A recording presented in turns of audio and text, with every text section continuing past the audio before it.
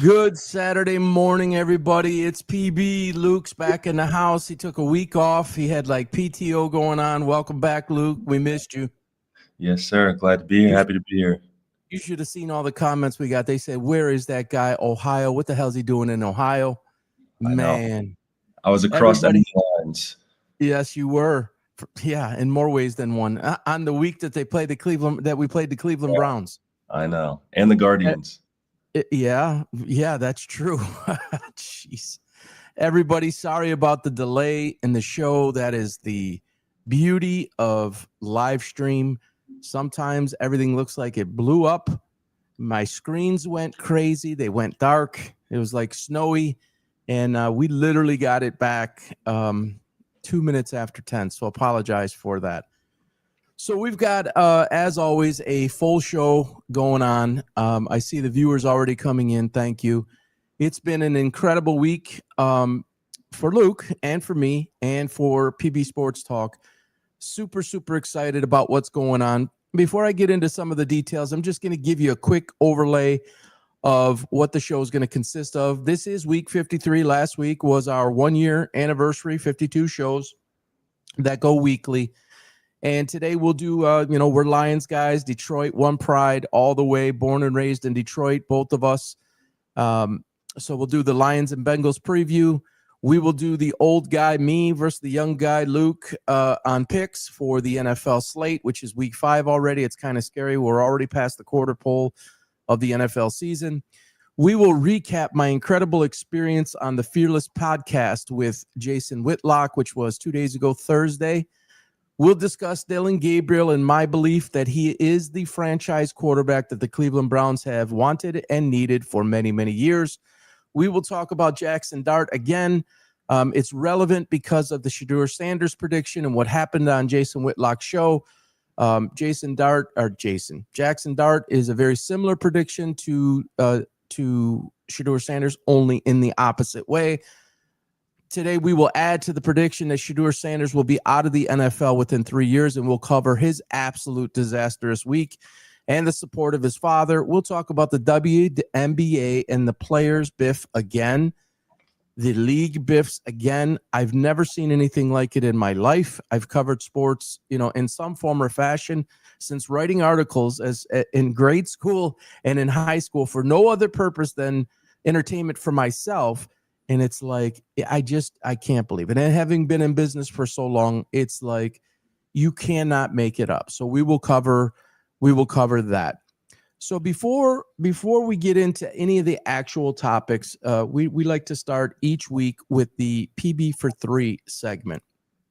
But today it isn't going to be 3 minutes. And it might be a little controversial. And I know I'm going to take a lot of heat for this, but it's just something that I have to say. It actually kept me up last night. And this morning, like I was up all night. I haven't been feeling well, so it's been hard to breathe overnight and all stuffed up in that in and of itself was. But then when I'd wake up from that, the mind would be racing. That happens every Friday night because I'm doing final prep in my mind. Did I miss anything? Do we have everything? There's a lot that goes into this behind the scenes, and it's just something that's gnawing at me. And I guess it hit me after Jason Whitlock's show the other day. It's not like I haven't known it. It's not like we haven't talked about it. It's not like Luke doesn't share the same feelings. It's just, it kind of came together.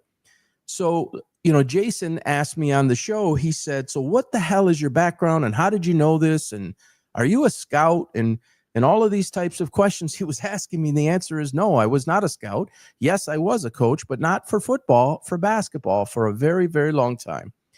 And was fortunate enough with Luke's help too on one of the teams was to win 7 championships. Pretty proud of that. A lot of work went into that. But with that being said, so, there's some people out there that say you don't know what you're talking about because you didn't coach college or you didn't coach pro. Well, before you get to college and before you get to pro, an athlete needs to start somewhere. And the parents need to start somewhere with said athlete, male or female. That was a huge part of that transcendent process and how you get an athlete prepared for the next steps, whether that was in the middle school years, when I started recruiting Luke, when I say recruiting, we were at the same school, and he was growing through the program in age as I was growing through the program in rank. And so I was watching him, and I knew that if I got to the highest part of the job, we would meet. So there's a scouting there. There's a talent evaluation. There is a person evaluation, a character evaluation. Quite honestly, there's a parent evaluation, because that is a huge component of a youth player's process and development, not just as a young man or woman, but through the sports stages and steps. And there are many. The parent is so critical. And that leads me into what I know Jason Whitlock feels and what I feel. And I know Luke shares the same opinion. And I'm just going to say right now, any comments that come up on the screen, any comments that come on the feed, save your racist bullshit for someplace else. Because if it was a Manning family, if it was a Dart family, the Johnny Manziel debacle, which I called out the same way, Baker Mayfield 1.0, Ryan Leaf, Art Schlichter, Jim McMahon, the list is Jeff George, the list is endless. This has nothing to do with their color. It has to do with their polarization and the fact that both of the parents here are Hall of Famers, one active, one inactive, but is still relevant in the public's eye because he's a coach at the college level, because he was a broadcaster, and because he just never stops talking. Now, you see the word entitled and you see the word coddled. I believe that both of these young men are both. Yes, both of them are both, and this is a huge problem. And this emanates from the youth level and comes all the way up. Now, let me say this right off the bat about Bronny James.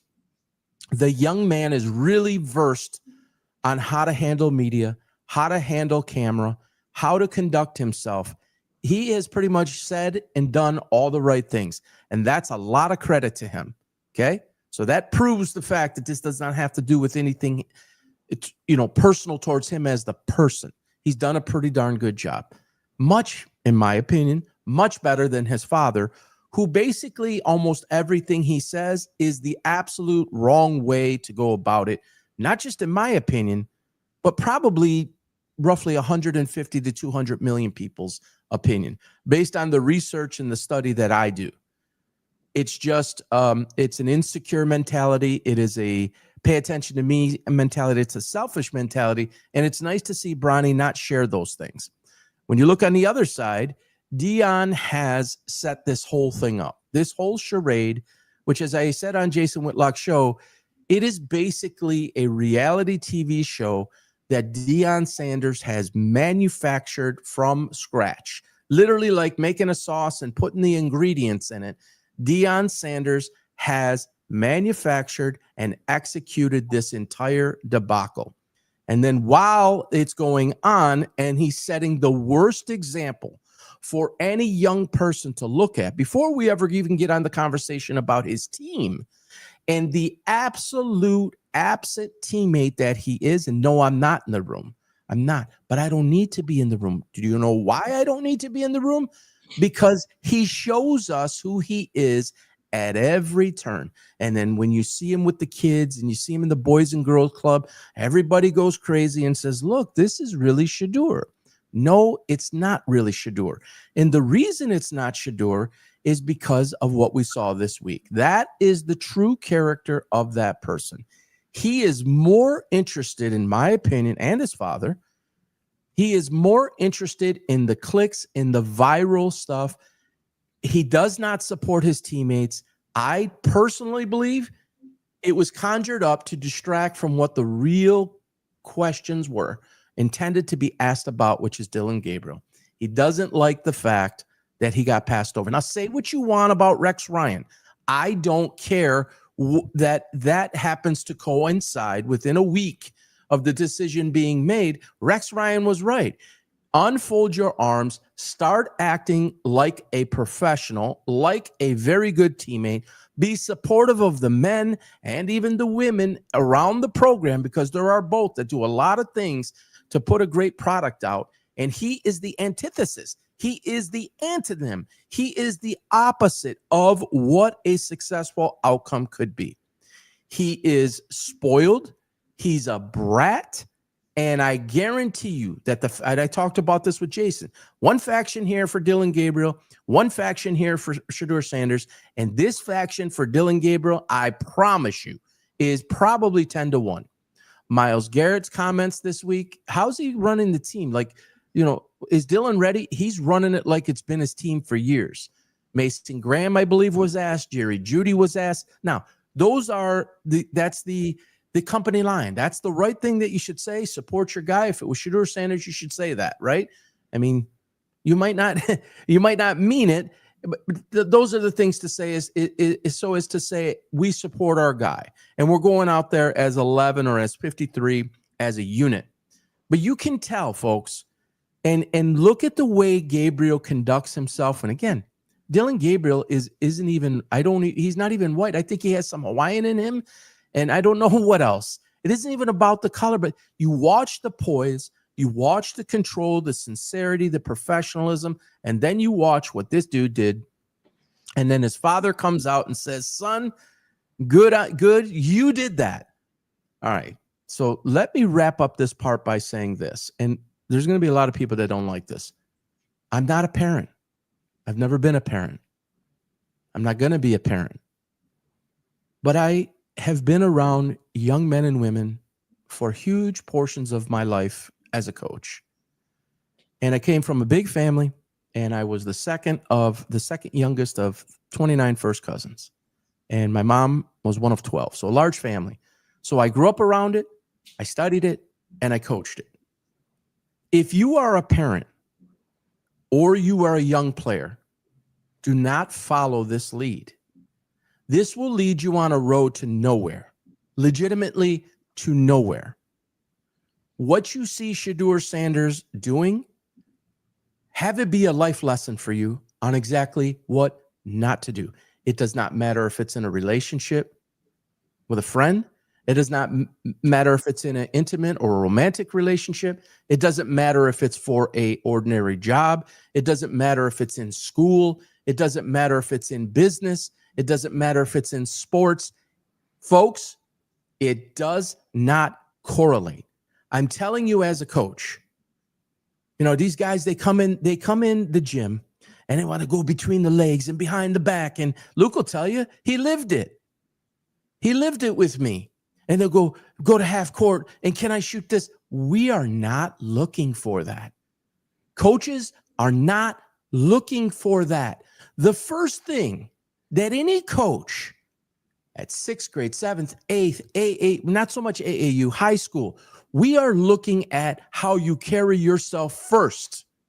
We're looking how you act first. We're looking how you conduct yourselves with others first. We're looking to see if you have an agenda. What is your process? What is your mentality? What are you looking to do and why? Are you looking to come out there and be the showboat? Are you looking to come out there and start to learn everybody around you? Are you looking to come in and actually do work? Are you looking to put your best foot forward? Now, I played too. I wanted to come in the gym and show what I could do. I got it. Man, I got to make this shot because coach might see it. I want to get recognized. I'm telling you the way that I coached, and having studied coaching basically my whole life and have talked to so many coaches in my life, and you compare notes and strategies and the way you go about things. And I'm telling you guys, though, and not so much Bronny, because that's just, he's been brought along by his father, second round draft pick, 50 or 51st, probably would have never been drafted if it wasn't his father, and likely not even a free agent. Shedeur Sanders was all through his father being coached, coddled, entitled, never probably, you can receive criticism from a parent, and it could even be constructive, but it wasn't from anybody else. And so it's dad. And it's a different type of connection. And Luke and I have talked about this ad nauseum on previous shows. He was coached by his father at a young age, and he explained in past episodes the difficulties to that. Now, Luke never reached that type of level or to the pros, even though he's a very, very successful and highly decorated former player. and he didn't have his father be, of the stature of a Deion Sanders. Everything or just thereabouts of what Shedeur Sanders does is what I started to see in gyms. And it drove me away from the game. And the parents' conduct and the allowance of it, or not being present at all. People ask me all the time, I've talked about it. It wasn't that I wasn't good enough to continue coaching. I could still coach to this day. I could go grab a job today and be successful again and build a great team and organization. I can't. Lucas asked me. He just asked me about 6 weeks ago when we had this question and answer session. Do you miss it? Would you go back? Honestly, I don't miss it. And no, I wouldn't go back. You could offer me $500,000 right now to go coach AAU or high school a year.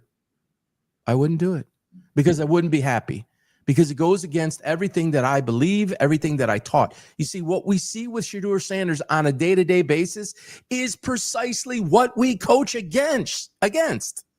Be a great teammate. Listen, work hard, study, intentionally be a teammate and be a great one. Set an example. Don't be the example. And it doesn't matter what the level. And all of this, and watch his dad. I mean, just go watch the film. It's like you could take my opinion and what I'm saying to heart, or you can do whatever you want with it. But go watch the film. When his father won the first game as Colorado's head coach, and Shedeur Sanders knelt on the ball, the very first thing he did was run the opposite way and go fly his hands all around and put his arm up and talk to the crowd, and did nothing with his team. Believe me, I don't want to talk about this. I'm tired of talking about this. I'm very grateful because it got me on Jason Whitlock's show, because he happens to share the same opinion. He gave me an opportunity to see it, and he saw that I had said this. And we follow each other on X. That's just a snapshot of us the other day. And he was very shocked at how it could be the only one in the world, like the only one, to know that the guy would be a 5th round pick or worse. And if you did it, it was a flyer. And if you took that flyer, then do it at your own peril. I could see the character flaws. And Jason was asking me, so like, how would you know this? You must have been a scout. You mean you didn't even coach football, or you didn't even play football? And I didn't have enough time to explain this with Jason, but I say this to you. You don't need to be able to coach basketball to understand what you have in a player. You see, there's a crossover there. Luke played both. If I was Luke's basketball coach, which I wasn't, but if I was his basketball coach in high school, or I was his coach in football or whatever, I would be able to see, even if he was playing another sport, if he checks the boxes or if there is no check in the box. And that's what I saw with Shedeur Sanders. And I've seen it with Jackson Dart the opposite way. And I saw it with Jaden Daniels. And I was also one of the very few. Dan Orlovsky might be basically the only one, at least that I know of, 2 days before the 2024 NFL draft, far and away the number 1 pick. See, he's black. He has cornrows or dreads or whatever you call them. Look at the way Jaden Daniels conducts himself, and look at the way Shedeur Sanders conducts himself. Night and day. So parents, I hope you watch Shedeur Sanders right now and his father's behavior, and remember that this will get your son or daughter absolutely nowhere of substance. It has an end game, and people don't like it. Coaches don't like it. This is being done, like I've said it a million times. He's got talent that's outside the game. Far more out than in. You could see him be an influencer, a brand builder, a marketer, a rapper maybe, something like that. That's where his talent is. It's not in the NFL. It's certainly not one of 53. Luke, anything to add on that, man? Give us your take, because you're 26 and I'm 53 and you see it through a different lens, and you were mighty successful. Go ahead. Yeah, I would just say it happens everywhere, like actors, musicians. It's the nepotism thing is who your parents are, you get a shot, you get a chance in a lot of different areas, just in the world in general. And that Bronny Shedeur comparison you made kind of shows the two opposite ends of it, as far as like the way Bronny has handled it has been great. He plays the bench role just fine. He's good in the media, all that kind of stuff. And Shedeur is not. So like, I don't know. I don't think it's a bad thing, and it's like all around us. As like I was saying, like Will Smith's kids got a record deal, and like those kind of children of stars or whatever, they get shots, and whether they're earned or not, it doesn't matter. But it's not going to go away, is what I'm trying to say. I mean, it's always going to be there, and you can just look to the right role models. And I think Bronny is one. Bronny's a good one. Would you say that Shedeur is not one? For an example? Yeah. Yeah, I don't think so. I don't think so at all. I think he had a chance to. He's still there's still a lot of people that have his back, And what do you mean by that? I mean, like I guess Teammates? X community, and no, not teammates, just in the media, and like people on X and stuff are like, leave him alone, or when he does something good, they make excuses for him and hype him up when he does well. Like he had a chance to make a difference. I feel like he was in a position to, be a positive figure, and he keeps like stepping on it. Just getting in his own way. People would say he has been positive because he's done the things at the boys and girls clubs and things like that. Yeah. I mean, does that feel authentic to you, or does that feel forced? Well, I would say forced based on all the other things we've seen, Pretty much. If you do 9 things wrong and 1 thing right, it's very inconsistent, right? So there's a pattern. There's a clear like PR initiative on those kind of things, and it's like you said, inauthentic. When you saw, and I'll be honest, I know what a meme is, but I never heard of a mime. Is that what it's called, a mime? When you lip words like that, I had never heard it in that phrase. No, I think they were saying mime, like like a mime. Okay. Like they don't talk, they just act it out. Okay, so when you saw that this week, and he's just laughing and all of this, and then you have Shannon Sharp and Ocho Cinco and all these other people who you say he has in his corner. I think that's kind of some of the people you're referring to. See, he can't do anything right if he says anything. He can't do anything right if he doesn't say anything. Yeah, like what you conduct yourself. Yeah, idiots. So what did you think when he did that? As a former player, like I know the way you were raised. You wouldn't do that. But you grew up away from the time that we shared together. You developed some of that swag. You had it in your game. Let's just call it. You were 2-time All-State, top 15 all-time. Went in college, broke all kinds of records. Could you ever see yourself getting, a head blown up that much to do something so freaking stupid? No, I couldn't. And I've had bad weeks, and then you go in Monday to practice and you're second on the depth chart, and you don't know, is coach messing with me? But it doesn't matter. None of that matters. You're still got to be a leader, and at the end of the day, Dillon Gabriel's his teammate. He just got announced the starter.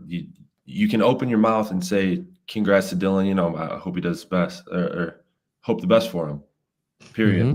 More questions, anything like that. You don't need to make yourself like the center of everything by doing that. And everyone is downplaying it. Like he knows what he was doing. Oh, for sure. That didn't just happen. No, it didn't. That's why I think it was actually timed. This is Gabriel's moment. Right. He doesn't like it. It's supposed to be, in his mind, it's supposed to be his moment, and I'm going to F it up. I'm going to sabotage it. Yeah. And to a certain point, in his credit, is when a second string quarterback gets bumped up to starter, rarely does the media go into the locker room and interview the third string quarterback. Why are they doing that? Like, this is what Jason and I talked about too. In your opinion, why did they do that, or are they doing that? Well, because it worked. Like, they know, okay, Dylan Gabriel starting out. We go talk to Shedeur. We're going to get a lot of clicks, and he's going to do something, or he's going to say something. It's kind of a trap. It feels like, why are they even talking? Did they even go talk to Dylan? I don't know. If they did, I didn't see it. But they went to Shedeur to see how he feels. No, they did about talk to him. They did. This is where those guys in that faction say it. They're going to Shedeur, and why are they even interviewing? He is the third string quarterback. Right. All right. It is a story because they made it a story. When I say they, I'm talking about him and his father. They made it and have continued to make this a viral story. The guy just said last week, I've been looking around the league, and the type of quarterback play that I see, I know I could play better than that. So that was like a week or 10 days ago. He continues to make himself the story. Now, the media, it's always bothered me. I don't think they should be in locker rooms. I don't think they should be on the fields. In end of quarters, end of half, pregame, end of game. It's all bullshit. What the hell do you expect? It's an intense moment. I've been there, man. Do not come up. You saw me in the locker room. Don't come up. If that was me, I mean, I would literally have to like rejigger, retrain my whole mind if that was something that was going to be asked of me. And you went through that. You were interviewed all the time on city TV. I mean, did you ever get a national TV interview? Something that was more wide? Not national, but definitely statewide for sure. Yeah. And so you had to learn what was the best way to handle that. How am I coming off? All those things, right? You had to practice essentially. Yeah, for sure. I mean, well, just let's say Shedeur definitely got like media training, whether it worked or not. He's getting it. And like, well, they should be fired. Yeah, right. Well, I mean, unless he's going down the road that you were talking about, being an influencer or whatever, it's working. He's keeping his name in the media and everything like that. But as far as being a football player and producing on the field, thumbs down. But as far as keeping his name in the media, he's doing a great job. So what is he trying to do? You know? Yeah. Before we head to the next part, what do you make of? You and I talked about this for weeks. Day after the draft, I said it will be Dylan Gabriel's team. It's on X at PB Sports Talks. You can find it there. Why do you think then Flacco went to 2 and they didn't move Sanders? What do you, in your opinion, based on everything we know, what do you believe was the reason? I believe you. Yeah, I mean, they're giving Gabriel their shot. It has nothing to do with Shedeur. I think I got it, but why did Flacco go to 2, and why did Shedeur? Why did he get jumped? Yeah, just because like if Gabriel struggles or he gets hurt or something, it's still Joe Flacco's team. It's not like they're stripping Joe Flacco off. But that's what I'm. So I mean, we know the Flacco experiment was never one to be long term, right? And we know that doesn't make any sense to have him involved as a starting quarterback for them. So why would you put him to 2 and not take somebody you drafted at 5 in the 5th round to be next? Yeah, it's weird. I mean, the whole thing's weird. It's Cleveland, but but give me your true from. I think I'll tell you. My thing is, I think this is probably controversial, but say it. They don't want to. Yeah, I got you, but they don't want to lower his trade value or whatever if he has any left. I think they know if they put him out there, if they put him on the field, they're not keeping him. He's not their guy. But if they put him out there and he plays like he played in that last preseason game, nobody's going to want him. He's not going anywhere. I hadn't thought of that. That's a good point. I hadn't thought about that. But don't you believe that nobody already nobody wants him? I don't think you could trade him for a bag of peanuts right now. Yeah, so I mean, if you can only get one bag of peanuts, wouldn't you want to make him in the conversation from that perspective? If you're trying to get value, you just believe that'll make it worse automatically. Well, it makes it worse for his value, and it also makes the people that made that decision look terrible. Yeah, it's a no-win, and this is what I said in the beginning. And I don't care if it's Shedeur Sanders or not. You do not draft a quarterback number 3 or 3rd round and one in the 5th round in the same freaking draft. No. And they both were successful in their own right. Now, I believed that both of their paths were different, and I believed that one was going to be a very successful pro and the other was not. But that's irrelevant in terms of the message that it sends to your team. You cut your own legs out. You brought Cleveland. You brought this all on yourself. Why in the world would it's Cleveland part? And I talk to those guys all the time. Why would you do that? Let's say that they both were quality. What are you trying to you can't play two. This isn't fantasy football league where you can play two quarterbacks. I mean, you're trying to develop one that's third and fifth and maybe garner some trade value to then spin that person off. Maybe the next year, the Lions tried that with Hendon Hooker. Maybe he would develop as a third round pick, but they already had Jared Goff. Or maybe he would just get good enough to be a number two. Or maybe like Belichick did it with Garoppolo and he had Brady. They developed him and they got pretty good value for Garoppolo. Once they decided Brady was still going for 3-4 more years, they moved him on. Did they really think that this was going to work? This is Haslam. It's got to be Haslam. And what's crazy is it's not like they have O-line concerns. They have, weapon concerns. They have, why are you wasting that pick on a quarterback you're not even going to use? Do you honestly think that they drafted him at 5 in case Gabriel, when I say at 5 rounds, I'm talking about, when you draft him in the 5th round, did you have questions after the fact that you maybe made the wrong choice in the 3rd round with Gabriel? Like it legit, you have Pickett on at the time, you had Pickett already, you had Flacco already. Right. So what am I missing? And let me just say this, and Mark Trestman, if anybody gets this to Mark Trestman, I have to apologize, sir. I said the name wrong the other day. It was supposed to be Bill Musgrave. I said it on Jason's show. I feel awful about that because, while I have these strong opinions, I don't want to misquote or misname anybody, put words in people's mouths. So Mark Trestman, I got you mixed up, quarterback guru over the years, and it's Bill Musgrave. And I believe that that's part of the connection of why it was stop the bleeding. He's in the 5th round. It doesn't look like anybody's going to take him. He's going to just go fall all the way out and you get him. There's just nothing good that can come from that. Nothing.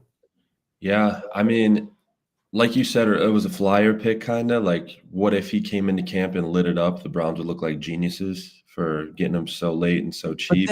But then you gave away your 3rd. Right. On Gabriel, this is just no positive way that this can come out. If you have 2 great quarterbacks, if you think you have 2 great quarterbacks, you can't show it. How much percent of the reps would they actually get to actually show anything? I don't know, but I'll say I never thought he would be 3rd or 4th string on the Browns. Shedeur, I thought he either is 2 or they get rid of him. Well, he goes somewhere. You drafted 2 quarterbacks and they're just, especially the earlier part of the season, they drafted 2 quarterbacks and they weren't using either. That's bad management. That's terrible. Well, I don't want to put words in the Cleveland Browns' mouth. This is my opinion. Here's the depth chart for the Cleveland Browns, but they can't say it. Dylan Gabriel is 1. Joe Flacco is 2. Bailey Zappi is 3. Shedeur Sanders is 4. I believe it is highly unlikely that Shedeur Sanders finishes the season in Cleveland.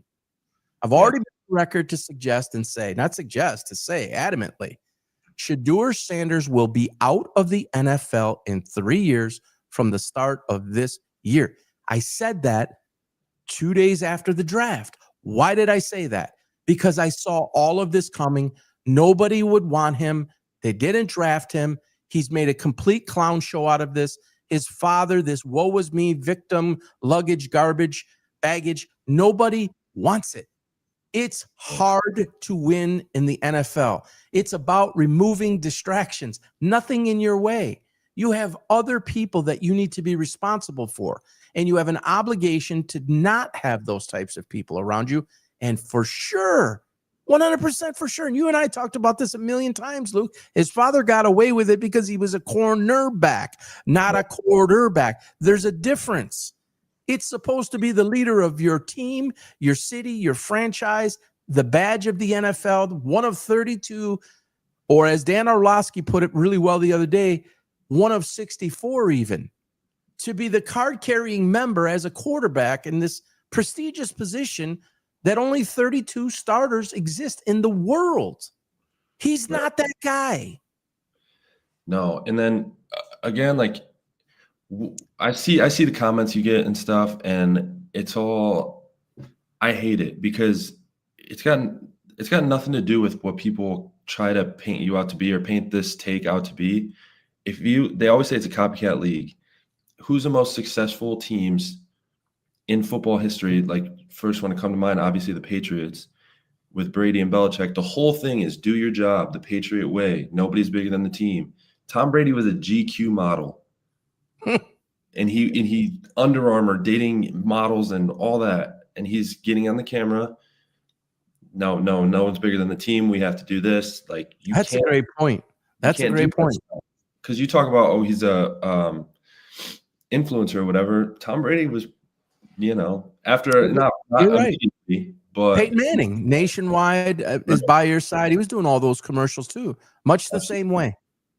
But there was a pecking order. And this is the thing. And Angel Reese came out yesterday and she made whatever, 6-figure, 7. I don't even know what it was about the Me Bounds, and we'll talk about that a little bit later. But that's what she is. It isn't basketball first, in my opinion. Basketball is simply giving her the platform to do that, which is much like Shedeur. That wasn't Manning. That wasn't Brady. Football first. They lived it, breathed it, ate it, drank it, 24/7, 365. And I got a newsflash for you, people. That's how Caitlin Clark is too. She likes what has come with it. I believe the Nike deal, the Wilson deal, all those deals, $28 million deal before she ever stepped on a WNBA court. I got it. But she's through and through. It grinds her if they don't win. It grinds her if she doesn't play well or her team doesn't play well or they're not where they're supposed to be or things aren't going right. It rips her soul out.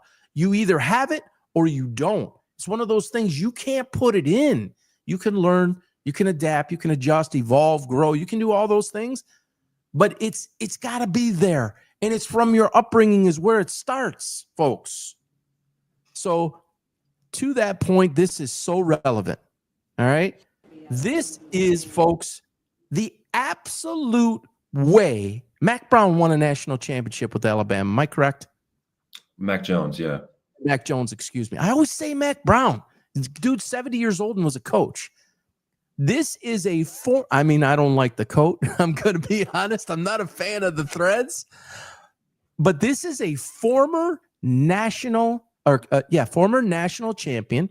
He was. Do you know what spot he was taken off top? I don't know what pick, but it was first round. I think it was. I'll let you know right now. 10, it was early. 10 or 12, somewhere in there. With the Patriots, started off with a bang. I remember saying the kid was going to be a star, and who knows what happened and why it happened. And Belichick, you could say Billy Ball, you could say some of that, and they just lost a whole bunch of talent. This is a guy who came up and lit the world on fire, and I mean that in a sports context, on Thursday night. This is Brock Purdy's team, who they gave, I don't know, $200 and whatever million to. He's down with an injury. The 49ers, like the whole team is wrapped up in bandages. They're playing on the road at the Rams, a very good team. He comes out and lights it up. And of course, the media, which I can't stand what they do, and that's in defense of Shedeur, but this kid did not ask for it. He didn't ask for it. His performance dictated the questions. There's a difference. Listen to what Mac Jones says. This is how you do it. Before the game, there was a report that Brock could be out a few more games. Do you feel like the starting job, you're the starter now, and that's just the way you have to view it? I think, they brought me here to play as a backup, and that's my job, and Brock's the starter of this team, and right now he's dealing with something, and for him to go out there last week and play when he probably wasn't at full health, like he cares about this team. So I'm just trying to get some wins for him so it helps us down the line, and at the end of the day, that's what it's all about. Like, I've been in his position, I've been a starter, and you want your backup to go in there and win, because at the end of the season, that could be the hit or miss between a playoff or not. So Before the game, there was That is so freaking impressive. Perfect. I mean, back to talking to the parents out there. Do everything you can to put your son, in this case, because it's men's sports, put your kid in a place to conduct himself like that. If you don't think that Mac Jones is dying to be a starter of one of the 32 teams again, you're fooling yourself. Somewhere inside of him during those comments, he's probably saying to himself, having studied athletes and been around them, I really do wish it was my team. I had a lot of fun. Man, we crushed it out there. We beat up a good Rams team. I mean, they came back, but they beat up a good Rams team on the road. This is truly what I can do. I believe in my ability. He just said it there. He's been through some stuff. Yeah. He's been a starter before. He's now on this side of the ledger, so to say. He wants it badly. This dude came from this was not the Colorado Buffaloes. No knock on the Colorado Buffaloes. This is Alabama Crimson Tide that's basically playing for a national championship every year, and he won it with the greatest athletes basically in the world at the time. Mm-hmm. This got to crush him on every level, folks. But look how he put the team first. I have chills, and I'm sorry, but this fires me up because this is what I tried to teach, and this guy right here will tell you what I was like in the locker room, what I was like in practices. And when I saw the bullshit starting to get to the line, to that threshold, I was coming with, and I mean this in a metaphorically, with a hammer to stop it, because I didn't want that to develop. And Luke was the star of the team. We had a few very good players. Matt, I won't mention his last name. Matt went and played for Brother Rice, did really well, and went and played on the University of Michigan on the special teams. And Steve went and played for Connecticut, right? UConn? Yeah. Luke? Yeah. And Luke went on and had a really successful career. But Luke was the best player on the team, and believe me, I was watching for it. Daily. Conversations in the text group, watching it constantly. Mac Jones, props. I hope this catapults his career, and I hope he becomes like a great selling jersey, because that's how you do it, and there needs to be more of it. And for the most part, it's gone at the youth level. It's about me. It's not about we. It's about selfish. What's in it for me? That's a great example of how not to do it. Luke, final thoughts on that part? I was just going to say, you said somewhere deep inside of him, he's saying, I wish it was my team or whatever, but he's got a part of him that's saying what Deion tweeted after Shedeur. He was thinking, what now? What about now? I got cut. I did this, I did that. He wants to, obviously. We all do. We're human, but it's a business, and you have teammates. That's perfect. That's what you do. That's how you behave as a quarterback. Perform. Go ahead. I'm sorry. Like we were saying, you're good, but we were saying like Deion, like a corner comes out, or Richard Sherman, that's what like they get fired out, they talk, you're allowed to. It is what it is. But when you're Mac Jones, that's a job application. He wants a job. This is about, but that's the next thing I was about to say. Yeah, like he's up there, and he presented himself perfectly after he balled out. He looked so good, and I had money against him, and I couldn't help but I was like, all right, man, like good for you. And then you see the interview, and you're like, all right, he wants a job.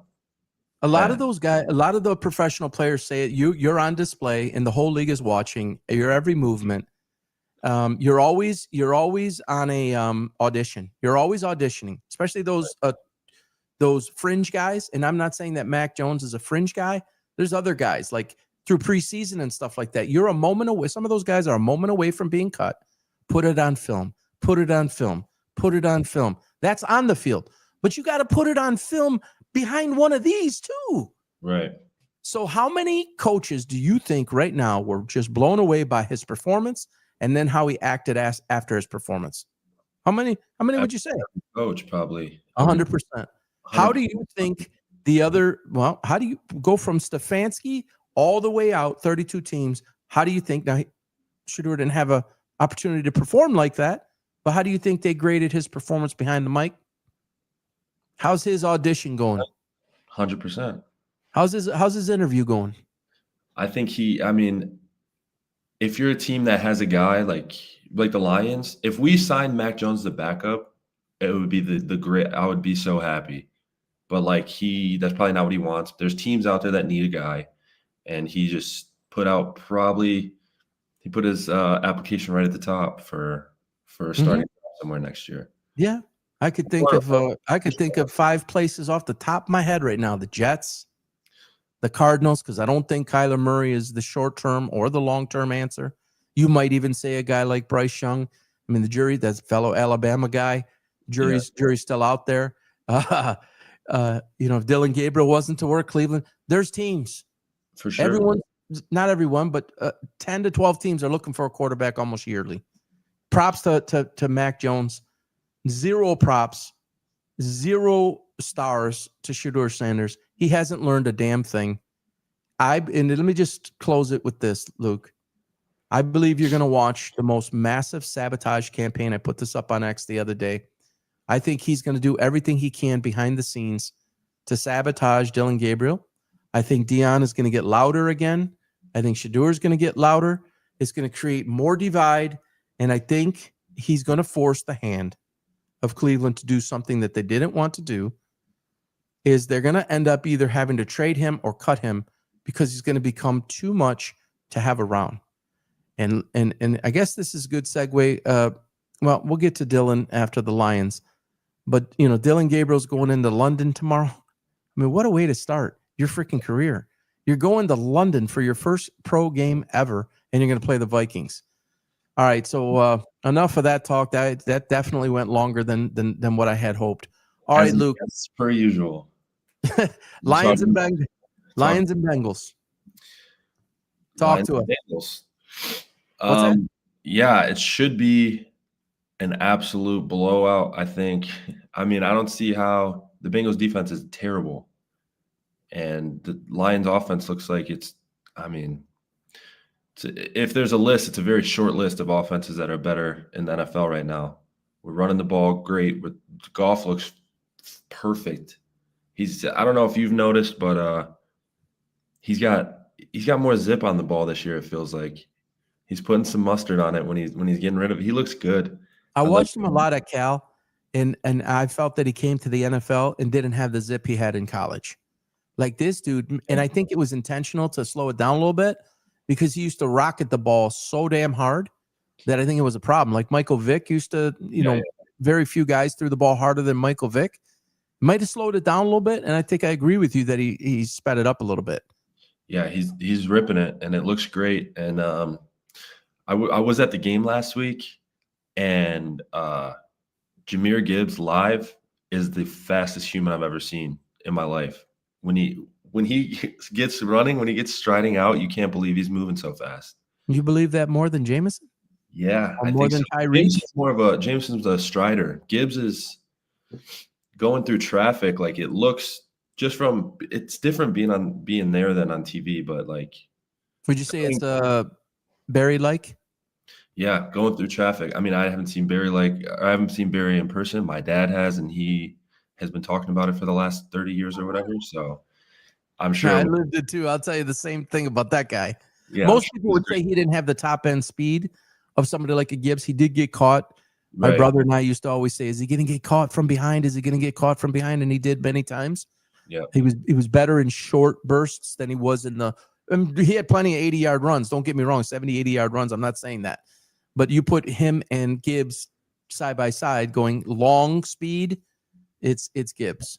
Right. And it's weird. Like Gibbs looks, I thought this about Kamara a while ago. He just looks so nonchalant, but he's moving faster than everybody on the field.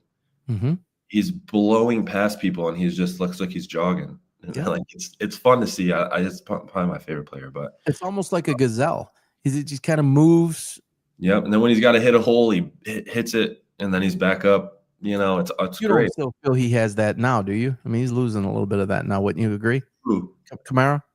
Yeah, he's getting up there. He's getting old, But He's 30 now, I think. yeah, he was one of my favorite backs for a while. Oh, for sure. He won me a fantasy football championship. People Like, said to me, how did you know how to pick him up? I remember that. I guess I'm pretty good with this stuff. But yeah, I loved Alvin. Yeah, for sure. But they're 10.5-point favorites, yeah, the Lions. yeah, That's a big number on the road. road. Talk about Jake Browning. There's another guy. You don't think that Jake Browning wants a starting job Yeah, and I was kind of high on him a little bit. Not high on out him, of but Washington? what's that? No, just on Cleveland, on Cincinnati. Sorry. Just I don't want to say high on him, but like You thought he had some as games. far as getting some wins for before Burrow comes back, I thought he was capable, and I don't think he's looked. I thought he looked a lot better the last time Burrow went out. He doesn't look good right now. I'm going to say it again. I say it all the time. It's culture, it's coaching, it's system. It's an attitude, and it's broken. It's broken at the top in Cincinnati, and we can talk confidently about that from living through Lions hell Yeah, for sure.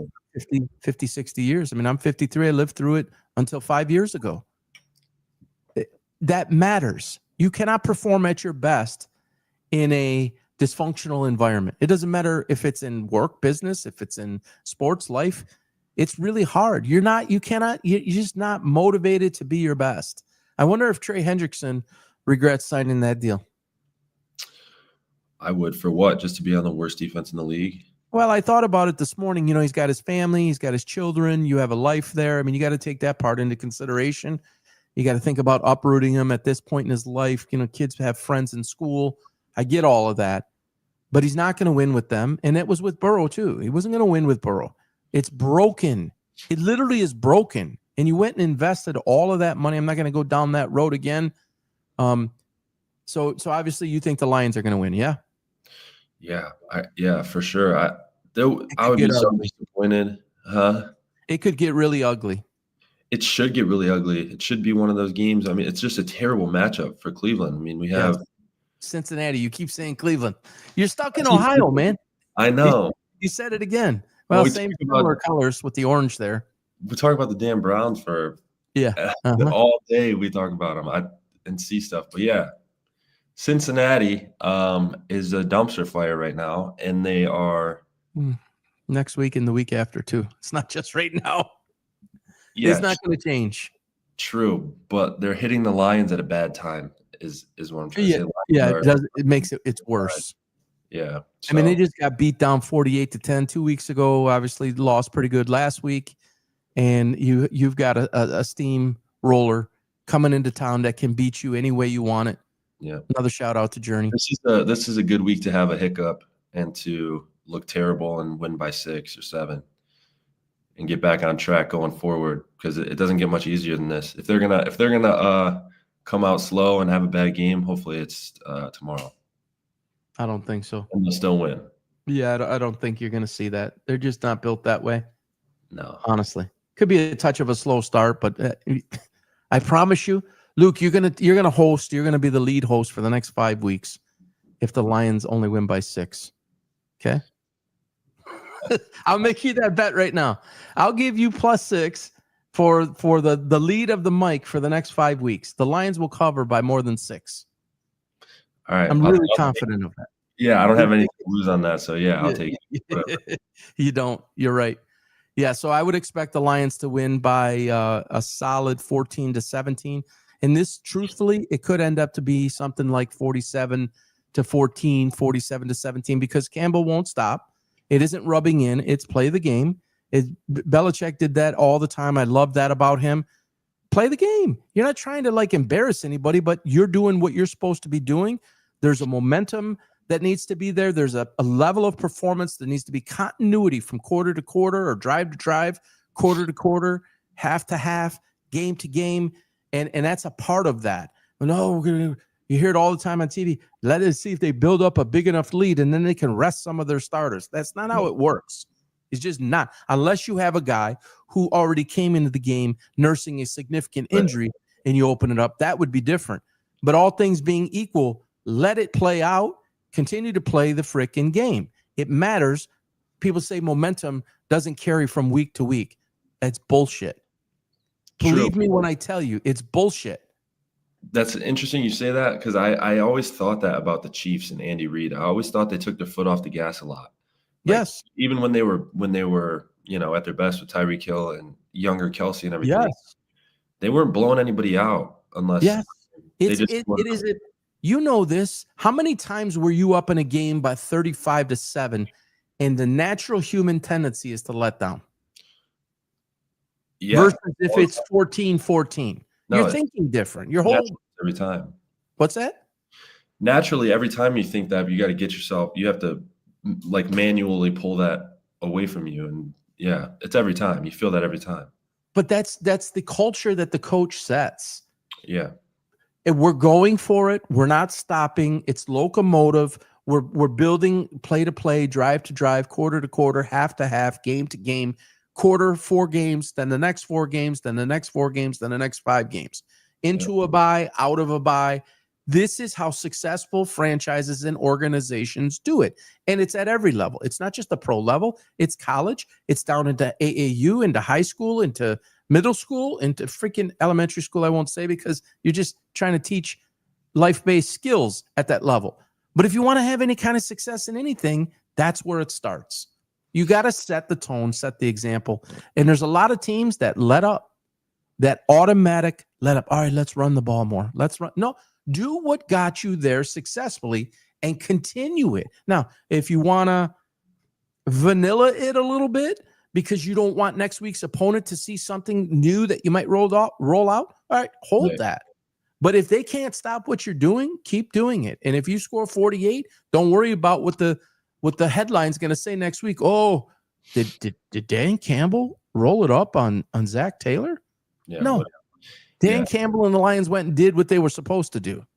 Well, I think that with the Dan Campbell thing, you just got to – identity is huge. You got to be who you are. You can't – if you're going to be one, be it. And if you're going to put pedal to the metal all 4 quarters, no matter the score, you got to do it every week. And you got to do it every day in practice. And you have to live that way and speak that way on the microphone. Yeah. And he does. And Andy Reid, like I was just saying, isn't that kind of guy. He's more – exactly. But he does it that way every single time. So you follow it and it works, but you can't mix it up.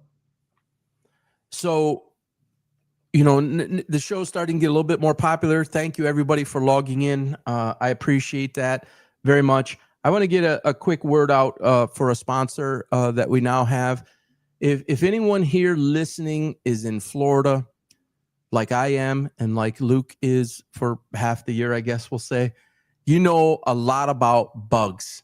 And there's some 38 different types of bugs. It's annoying, and they come from everywhere, and it's like they find their ways into cracks. It's these beetle-like bugs, and there's tons of dragonflies, and I don't even want to describe them. It's kind of gross. But there's all sorts of bugs in Florida, the humidity around this time of year and last month. I mean, the whole summer. But in August and September and into part of October, it's just unbearable. Everybody knows that. And as a result of that, it just comes hot and heavy. So if you're in Collier County, if you're in Lee County, or if you're in the Charlotte County in Florida, Luke Hall over at Certified Pest Control. Let me just say this first about Luke, because anytime that I make a decision personally for myself, for my wife, or my wife makes, the decision, or whatever it may be, we're looking at the person first before we're looking at the business. And Luke Hall is one of the finest, and I mean this sincerely. I mean it sincerely. This ain't about money or anything like that. Luke is one of the finest people I've ever met. He's an incredible communicator. He's a man of integrity and of class. And he is the owner of the company, Certified Pest Control. CertifiedPest.com. Look them up. Again, if you're in Lee, Charlotte, or Collier counties in Florida, we all need a bug guy. This is the company. Their phone number, 239-877-4041, CertifiedPest.com. Luke Hall is the owner. This is who you want to get those bugs out of your house. You got enough things to worry about. Let them worry about your bugs. Great work, Luke, and nothing but the highest recommendation for them. All right, to a different Luke. Back to my co-host, Luke. Everybody's Luke today. Dylan Gabriel. Let's get to this here for a moment. I think I'm on record quite a bit of what my opinion is on him. What are your thoughts? I know you've expressed the part about the height, but go ahead. Yeah. I liked him. I'm obviously an Oklahoma guy, and he was all It always hyped goes up. back to Oklahoma. Always.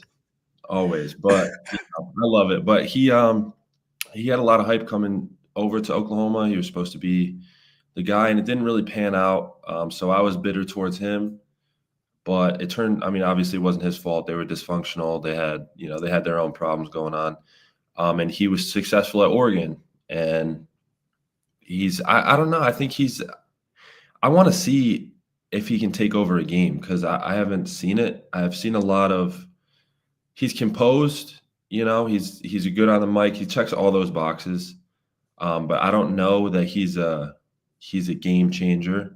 So you're not willing to go out on these limbs that I go out on, like I go on the end of a branch, right where it's really weak at the very end of the branch, and I go out all the way there. You're not willing to go out there? What to say? He's like the franchise guy? I don't know, because you'd like project what you think we're about to see. I think you're going to see conservative football. I think he's going to make good decisions. He's not going to go for 450 and 6 touchdowns. He's not. But he's not going to. You don't think? No, he's not. I don't think he's the kind of guy that'll lose you the game, though. And if he does, he'll learn from it and not make that mistake again. That's just who he is. Which is good, and that's characteristics of a franchise guy for sure. But I'm excited to watch him for sure. I want to see what he does on 3rd and 12, and if it's a close game and stuff like that. Well, you're going to get a chance to see him with nobody else on at that time at 9:30 game, London. Yeah. So it'll be Cleveland and Minnesota, and that game got a whole lot more interesting. One thing I will say, I got to give props to. I beat up Andrew Berry. I beat up Jimmy Haslam. I beat up Stefanski a lot. They've had a really nice draft, minus Shedeur Sanders. And again, Isaiah Bond and Quinshad Junkins have been alleged and accused of very serious things. Apparently, they've been cleared. I really liked Isaiah Bond in college. Quinshad Junkins, alongside of Trevion Henderson at Ohio State, was absolutely terrific. Schweisinger, Mason Graham, who I was huge on. Harold Fannin, I saw him play a ton. Literally, MAC action. I was watching that quite a bit last year. Nice tight end. Great compliment to Njoku. He's got some people over there. They don't have the greatest offensive line. They're still working on it. But let me just give you the breakdown. I'll say it again. I think that the Cleveland Browns found their franchise quarterback. That's not new news. I've been on record for quite some time to say that the 5'11" can be concerning. I'm not going to get through it all now. You can go on X and you can see I did a 15-minute video. I broke it all down. I'll summarize it in this way. A 5'11" player versus somebody like Luke, who played the quarterback position at 6'5", they're thinking in two different ways. Luke can see and scan the field over everybody, and he can make decisions. He arrives at the decision and the process of getting to that decision in a completely different way. What I think you will find with Dillon Gabriel is at 5'11", he's a cerebral guy. And make no mistake about it, his level of communication and things that you see is part of the way that he probably had to go through life. And he had to educate himself in kind of a different way and be a real cerebral guy. He needs to be 2 steps ahead on a chessboard before anything is taking place, because a lot like Drew Brees, and again, watch Drew Brees and how he had to throw the ball. He would always go over the top like that. And it was always like a lean, almost on his tippy toes. And that was to give him that extra inch or so to get over the guys. But it's all about passing lanes. And Luke and I have talked about this a million times. Luke can obviously speak to this better than I, because he did it, and he did it very successfully. Your passing lane at a 6'5" guy is probably like, how we'd say when we get hot shooting, it's like the rim looks like an ocean, right? Yeah. It's as big as an ocean and you can't miss. What's that feel like to a guy 6'5" like you that sees that passing lane? Well, so, yeah, I mean, let's just say, just for example, just a slant from the outside guy. You can see there's 2 windows. There's going to be a linebacker falling out. So you either hit him right away or in the second window after the linebacker. and you watch the whole thing like you're looking at it on TV. So I always had respect for guys that when they look at that, they just see the back of their tackle's head. And I don't know how they know I don't know how they know where to put it or when to let it go, but they do. Like I know you see little glimpses of them, but it's just a whole different thing. It takes more preparation, I think, and like definitely more anticipation for who's going to do what. And I can see it. If he falls down, like what happens if that happens? What happens if your receiver falls down? You don't know. Or do you? I don't know. I've never seen it. It's tough, but it's interesting for sure. As far as seeing the lanes though, yeah, it's great. Would you agree that his film study is completely different than, say, somebody with your size is? I mean, when he's looking at film study, he's looking at the defensive line of the Minnesota Vikings. He's looking at the size of who's who, where they are. Obviously, you're looking at tendencies. Are they running wide 9? Are they running splits? Are they running stunts? What's their blitz schemes? Where's the pressure coming from? That's standard for any quarterback. Right. But you got to believe, because there's some guys like Julius Peppers was awesome at this. Jadeveon Clowney, to a lesser degree, was really good at this and getting his hand up in the lanes. There's certain guys that really, John Randall of all people, way before your time, dude was a small D lineman in the center of the line for the Minnesota Vikings, always found a way to get his hand up. It's freaking crazy. So he's looking to see pre-game and pre-film study what the Vikings have and where he's going to have an opportunity to be set up. And would you agree that Stefanski and the coordinating team is looking to put him in a position on a rollout or get him to move to the left side more or the right side more based on that? Yeah, I mean, I think you have to. I think, I mean, solely based on height. Based on height, yeah. Like you said, pre-game, like pre-film, watching film and everything. I think a big focus is on pre-snap. Like when he gets to the line, he can see when everyone's down. Like he can see the picture and like maybe, paint what's going to happen before or whatever. Like the O-line's down, and that's probably where a lot of it happens. I don't remember being too. I always like have one key, always pre-snap. Like looking at this guy, is he coming? Because you can identify which guy is like eligible to blitz because they don't want to leave, Yeah. And get into it. But yeah. I'd like identify one guy and just watch him. If he comes, I'm there. If he doesn't, I'm here. I'm off it. But I think he's probably he's got the chance to see everything. Really, really diagnose everything before the snap. Yeah. And then he can't see anything. So folks, this is real life. If you don't know this about Luke, he was a star quarterback for Warren De La Salle High School in Michigan, all-state, state champion, top 15 all-time De La Salle athlete. And believe me, they've put out tons of pros there. Luke played against Aiden Hutchinson, Sauce Gardner. I just found out the other day, you played against Dante Moore too, from Oregon? Okay, but he wasn't quarterbacking against you guys, or was he? He was the backup? He was the backup, yeah. Oh, okay. So you played against Aiden Hutchinson, and the video folks on X at PB Sports Talks, just pop in Luke's name or De La Salle or Aiden Hutchinson. It'll pop up where Luke throws a 50-yard tutty and Hutchinson plants him. I mean, just textbook technique tackle and plants him. Pre-game, pre-film, Giannone and you and whoever else knew about Hutchinson on the other side, right? Yes. So in your pre-film study, you looking to go away from him? Or in your pre-game study, excuse me?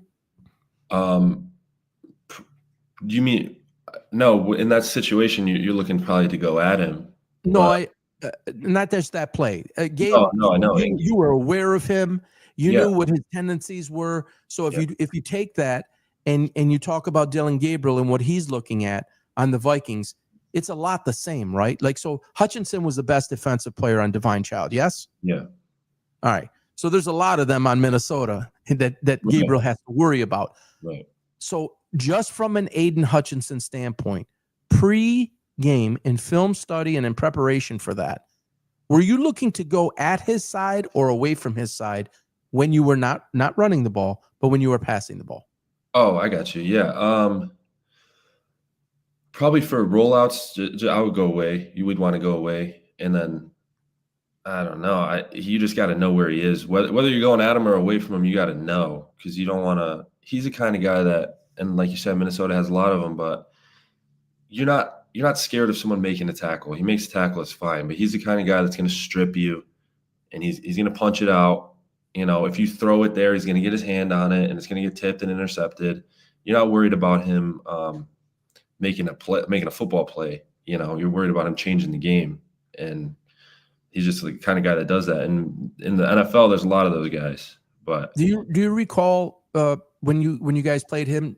Did he move around, or did he stay on the one end? no, he moved. He moved a lot, and so we were He changing moved a lot. things. Yeah. So would you say it was divvied up? It wasn't predominantly on the right end, right? No, he bounced around, but it's funny if you watch the game. That was our first offensive play that I got nailed. Yeah. After that, it was a lot of rollout. 50-yard touchdown with Aiden Hutchinson bearing down on his ass and plants him in the ground to start the game. This is why I picked this guy as my co-host. No, I'm just kidding. But that's like crazy. But after that, I was rolling out the whole game. I wasn't sitting in that pocket Away from him. Yeah. He didn't like the way. Hey, coach, can I boot on this? Because that didn't feel good, coach. even just like a 5 and out, I'm taking 3 steps that way, and because it hurt. I was hurt. Hell yeah. He got it, folks. You got to see the video. He gets him probably right under the ribs, and he's shoulder down, head to the side, textbook tackle. And when I say drove him, that play's probably illegal now, right? Because he drove. Yeah, he drove me through the turf. Yep. And it's a penalty today. But that was what, 2018? Yeah. Okay. So the last part of the Aiden Hutchinson to the Dillon Gabriel's comparison, and you said he moved around a lot, and that's why I was asking.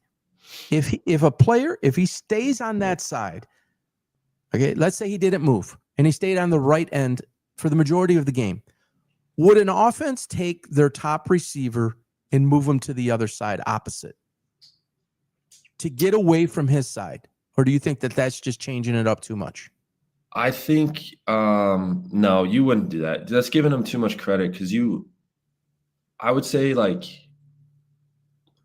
it depends a lot. Like if he's on the left side and the field side's to the right, like you're on the left hash and he's on the left, it would be worth it to put your best guy to the field, to the open field. So it's not all congested over there for your best guy. But if you're in the middle of the field and no, you should have good enough timing with that receiver and those kind of things to work around it. You're not going to move your receiver around. Yeah. So people have been, reaching out to me and asking me lots of questions, what I think about this, what I think about that. Bottom line, Dillon Gabriel, he's going to be the franchise quarterback for the Cleveland Browns. He's going to be the quarterback that they've needed and wanted for decades. He's the perfect, if you were to wrap it up, other than the height, he has all the skills, folks. He has all the tools and intangibles. He's got the attitude, the mentality, the way he's been trained, the way he's been groomed. He's got the right mindset. He's tough. He's very accurate. He's got enough zip on the ball. I wouldn't say he's Tua is more of a floating type of ball. I wouldn't say he has a Justin Herbert rocket, but he certainly has enough zip on the ball to get it where he needs it. One of the things that I think people are underestimating about him, big time, and you could probably speak to, what's that? Yes, his leg. He can certainly move, no question, but it's a left-handed quarterback. Oh, yeah. And I actually think that might favor him. The receivers will have to adjust, right? I mean, you're right-handed, Luke, but receivers have to adjust to catching a ball from a left-hander versus a right-hander. They'll make that adjustment. But I actually think, folks, that this is going to work. I think he can throw the ball at multiple angles as well. Again, he's smart. He's ahead. This is a guy you're going to see thinking steps ahead. Is it all going to look perfect tomorrow? Is it all going to look perfect next week or even in 3-4 weeks? No, it's not.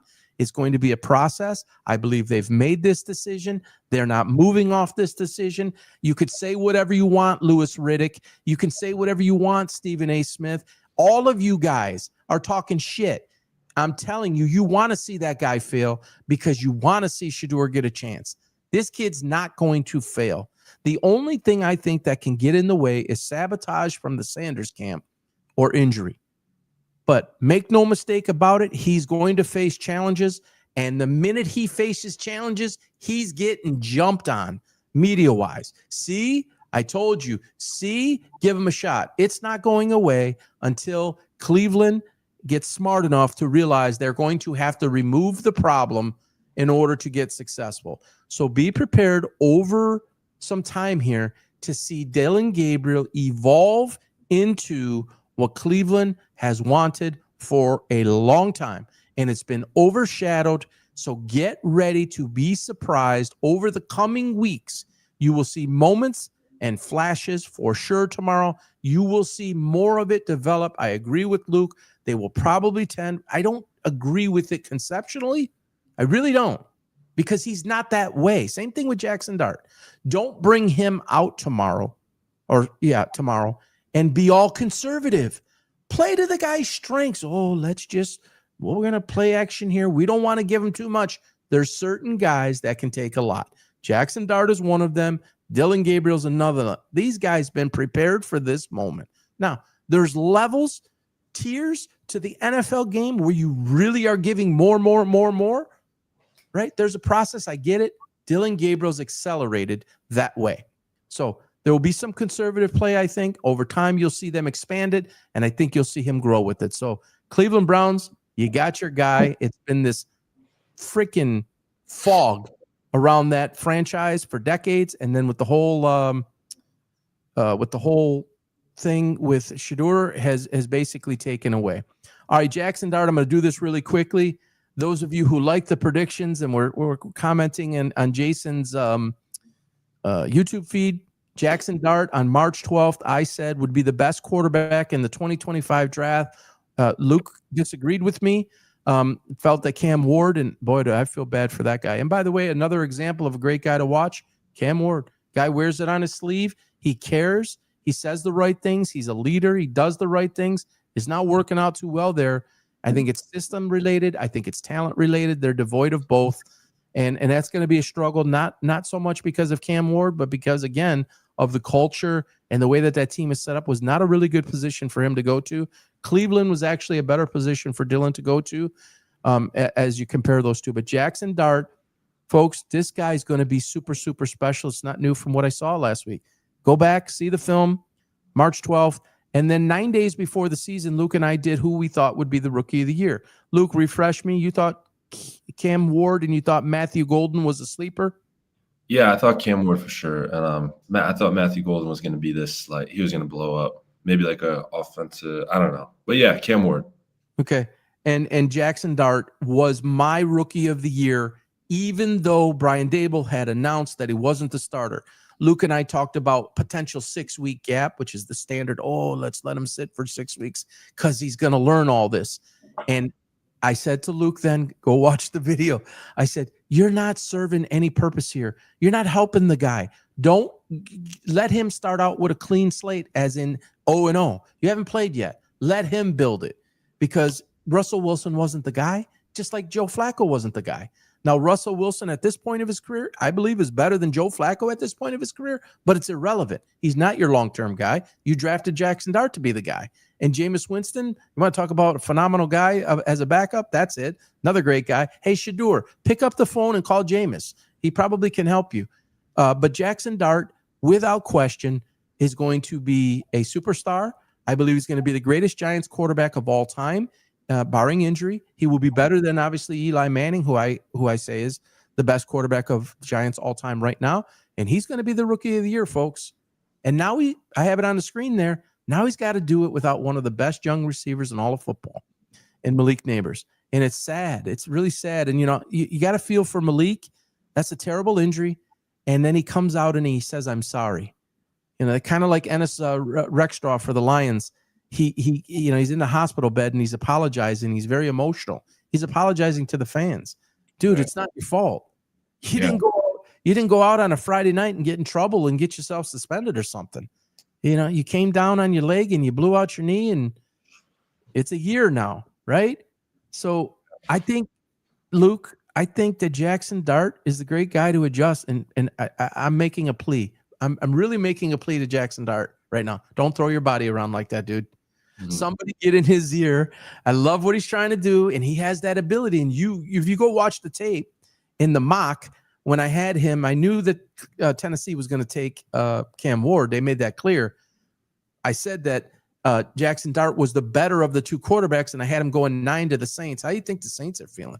Although Spencer Rattler's doing pretty nice. Kellen Moore's doing a nice job bringing him along. But I had said how mobile he is. Don't let him get too mobile, or he's going to get on a mobile freaking golf cart and taken to the locker room. Yeah, Luke? he's still got that. He still plays like he's in the SEC. Yeah. Like he's got he's got those Ole Miss cheerleaders on the sideline and the crowd, the band playing and stuff. Like, settle down. Yep. Well, you got a big contract now, dude. Just get out of bounds. It's a long season and it's a long career. It's not like he's a senior. You know, he's playing like he's a senior in college. And that's part of the evolution, right? So he's got to go through his reads. He's got to go through his progressions. Like, that's what he would revert to at Ole Miss when things broke down. Let me get out of here because I could do it with my legs. And then when he does it with his legs, he's going for the extra 5, the extra 7, He's lowering his shoulder. Like, that's like cardinal sin. Don't do it. Slide. Yeah. And I know he knows how, but remind him to slide. Yeah. Yeah, it's hard to tell people to do that. You can't I don't know. It's just a whole other ballgame when you're out there. You're playing, man. You don't want to slide. You don't have that wherewithal to be like, I'm going to save my body right now. He's going to learn, and I hope it doesn't take an injury to learn. But he's going to get rocked the hard way. Yep, he's going to get rocked so hard that it's going to shake his feelings, and then he might say, "You know what? Why do I got to take on a 230-pound safety or that linebacker? I mean, come on." But you see what he's got. He showed the tools. Luke, from a quarterback's perspective, did you ever lose your best wide receiver to injury? I can't say that. Oh, yeah, I did. I did in college. Yeah. Okay. And did you have another one that was comparable, or was the gap huge? It was a pretty big gap. And how'd you adjust to that? It sucked. We had he was my he was a little slot guy that was just always he ran little spot routes, sit down, so stuff wasn't open. He was my Wes Welker. Yeah, and without him, everything else ran the same, but it was like I didn't have that safety valve, and it's tough. It's a different game. The guy behind him wasn't bad. It was just which I don't know if Jackson Dart and Neighbors have together, but there's like a chemistry. I mean, you see it with Stafford loves it. Brady loved it. Those guys love having a guy that, those aren't routes. They're not running route tree routes. They're running to an area that's not open. I'm going to shuffle over here a little bit. And that's just nice. There's a trust and understanding. Yeah. And just that telemetry. They know where you're going to be. And hours and hours and hours of talking about it and doing it on air and versus, defense and all that stuff. So Wan'Dale Robinson is that type of slot guy now. You still have Slayton over there who can do some things deep, and he can do some things more intermediate, not so much a bubble screen type of guy. How do you think this is a delicate moment for Jackson Dart? You just got started. I mean, there's 2024 draft, I far and away said Malik Neighbors would be the better wide receiver than Marvin Harrison Jr. It's on film. You can't. I mean, there's no replacement currently on the team, and there's nobody out on the wire that you're going to go get. That's going to, how much do you think that will weigh on his mind now, knowing, they developed some chemistry. He knows what Neighbors' ability was. What do you do? Yeah, I think it's not that big. I think it's not that big of a deal for him. It's not like they've been together for years and they have this chemistry. And honestly, it's probably a blessing for him to have to learn without that crutch of having a freak athlete out there. He's going to go through some tough times. And when he gets Neighbors back next year, he's going to be like, it's like a new Ferrari, a new toy. Like once he's like comfortable and everything, then he gets that weapon. So I don't know. I'm Mr. Brightside over here. I'm like trying to, put a glass half full. It sucks Neighbors is out, but I don't think it's all It's It's all gonna force him to do things differently, and I think I see where you're going with that. It might actually make him better in the long run. yeah. I mean, they're not winning the Super Bowl this year anyways, so Yeah, that's just a tough spot, and I wish Malik. Well, that's the horrible part of sports. It can change in an instant, and you got to hope, and technology and medicine and everything and surgeries, how they can perform it. They can do things differently than they could, when I grew up. But you wonder if he'll ever be fully the same. You've seen a lot of guys not be it. You've seen a lot of guys that can, but he's such a freak athlete that can do things in the air, the explosion, from jump from the line, and then the explosion off the ground to get up, which is what he was doing. You hope that that's not gone and they can get that fully reconstructed and he can still do those same things. And I don't mean that from a Jackson Dart standpoint. I mean that from a Malik Neighbors standpoint. I really like him as a person and I really like him as a player. So I guess we'll see that play out, and we wish him prayers up for Malik. And I'm looking forward to watching Jackson Dart tomorrow for sure. yeah, no doubt. All right, Luke, did you see, and this is a big ass shift before we get to the final segment of the show with the picks. Did you see all the bullshit with the WNBA this week? No, I don't. You try to avoid it, right? Yes, I do. So Nap Collier came out. Don't show me this. Nap Collier came out and blew up the commissioner of the league and said she's a problem. Basically, scorched earth. Came out and just destroyed her. She had a paper she was reading from. She had what she believed were all her facts. Talked about, and I'll be honest, I didn't watch the whole clip because it repulses me because it's something you should never do. And boy, I got torn up on social too. What are you talking about? What are you talking about? It's freedom of speech. It's your right to say that. Well, just because you have the freedom of speech in the United States of America, there's a certain protocol and a certain respect that you have to do things. There's certain things you can air in public, and there's certain things that need to be held behind closed doors, even if you don't like the way that they're going. It just doesn't work that way. And she tore her up, and she referred to things in her memo that talked about the president said that Caitlin Clark's wealth and sponsorships, that she should, be on her knees, that this is what she's saying the president said, that if it wasn't for the NBA, Caitlin Clark wouldn't have all that she has. Can you believe that? Do you believe that lady would say something like that? No. You following what I'm saying? Yeah. If it wasn't for the WNBA, she wouldn't have had that. When the real truth is, a huge part of her sponsorship was before she got to the WNBA. Yeah, they need her probably more than she needs them. It's especially right now. Yeah, she could have went to, but let's say there was no WNBA league, right? Obviously, that would change things. You need to have a league for somebody to pay you to continue on your career. I got it. Right. All right. So from that standpoint, it was the next step of her career. She needed a place to play ball. I got that part. Yeah. Luke, again, on YouTube, folks, at PB Sports Talk, there's so many videos where I talk about the league. I talk about the league is not going to succeed, folks. It's not going to succeed long term. There's a whole bunch of reasons why. Let me go through this really quickly. In 2004-05, I was a sponsor for the Detroit Pistons and the Detroit Shock. I learned then in meetings that I was in with all the marketing department of the Palace of Auburn Hills, and I understood how they managed the WNBA product at the time. Certainly it's evolved, but there were promotional tickets that were given out constantly to fill the stadium and get people in for parking, get people in for concession, get people in for merchandising. And then from a season ticket holder perspective, they felt that this was added inventory, added value added proposition to the package to get people in when it was more off season, the summer, and there's no basketball, pro, men's. Let's give, the women something to do.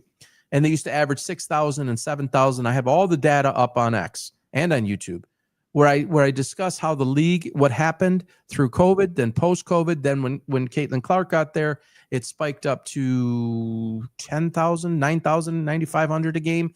Then it spiked up to 11,500 as of when I wrote the document. And the Indiana Fever and two other teams do really, really well. But there's the Atlanta Dream. There's the Chicago Sky. I can't even believe I know what these teams' names are. It's kind of, I mean, but I got to know, right? There's like 3 or 4 teams that the max that the stadium can hold is like 5,000. One of them is 6,000. The reason that they're doing that, folks, is because the arena would be half empty. Or they would have to, there used to be these little promotional tickets. And the tickets would say $5. You just pay for the parking and you get into the game type of thing. And then they get you in and they're looking to get you to spend money for your kids on pretzels and cotton candy and a jersey and, you know, whatever, bobbleheads, whatever else there is. But they would leave the game early and there's just not much there. The Indiana Fever, for obvious reasons, you have the best basketball player basically to ever enter the game from a marketability standpoint. So they capitalized on that. Then you had one girl who sexualized herself and absolutely blew up the scene from a sexual standpoint. Sophie Cunningham's game does not match. When I say game, I'm talking about basketball ability, does not match what she has done from a sexualization standpoint, which I don't agree with. I don't agree with any of how this whole thing was built. It's WWE style. It's runway. It's how least amount of clothes that we can wear. They bring dogs down the walkway. It's just from a basketball coach's perspective and a purist. And I can tell you, because this is obviously what I do, and I monitor hundreds of thousands of people and hundreds of comments on my stuff. They're like, they had me for a moment, and then they lost me, and I'm done. The fighting, the refereeing. Now, what Nap Collier said, there's a lot of truth to a lot of what she says. Not money-wise. I forget the money-wise for a moment. But the brutalness to the game and not calling fouls and not applying the rules of the game as they are instituted at every level of the game. The WNBA, folks, is an NBA product.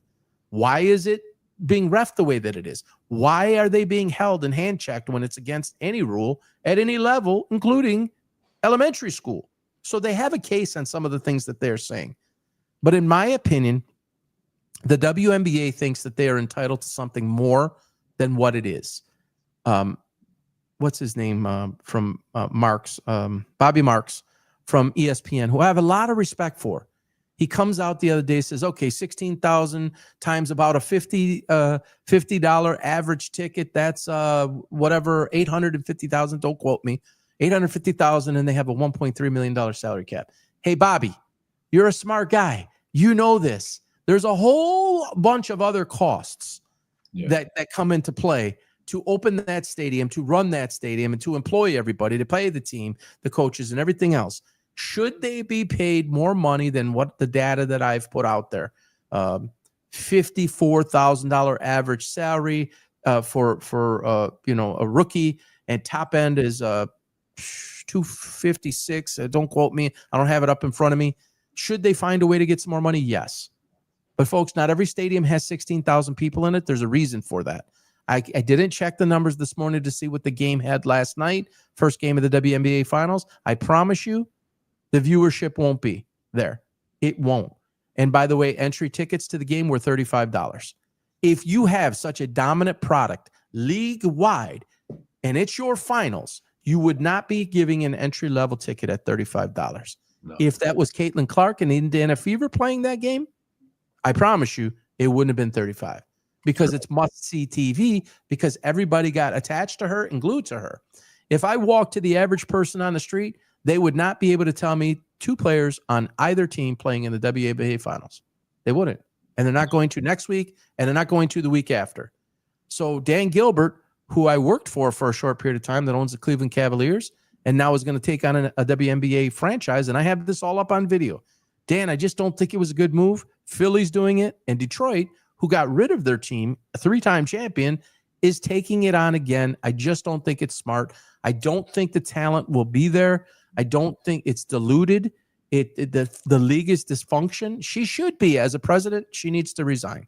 She needs to be fired, because under her supervision or leadership or lack thereof, the league has made themselves look like a complete buffoonery fools, if I'm being honest. But the players have as well. The players are not free of this. Plenty of guilt to go around.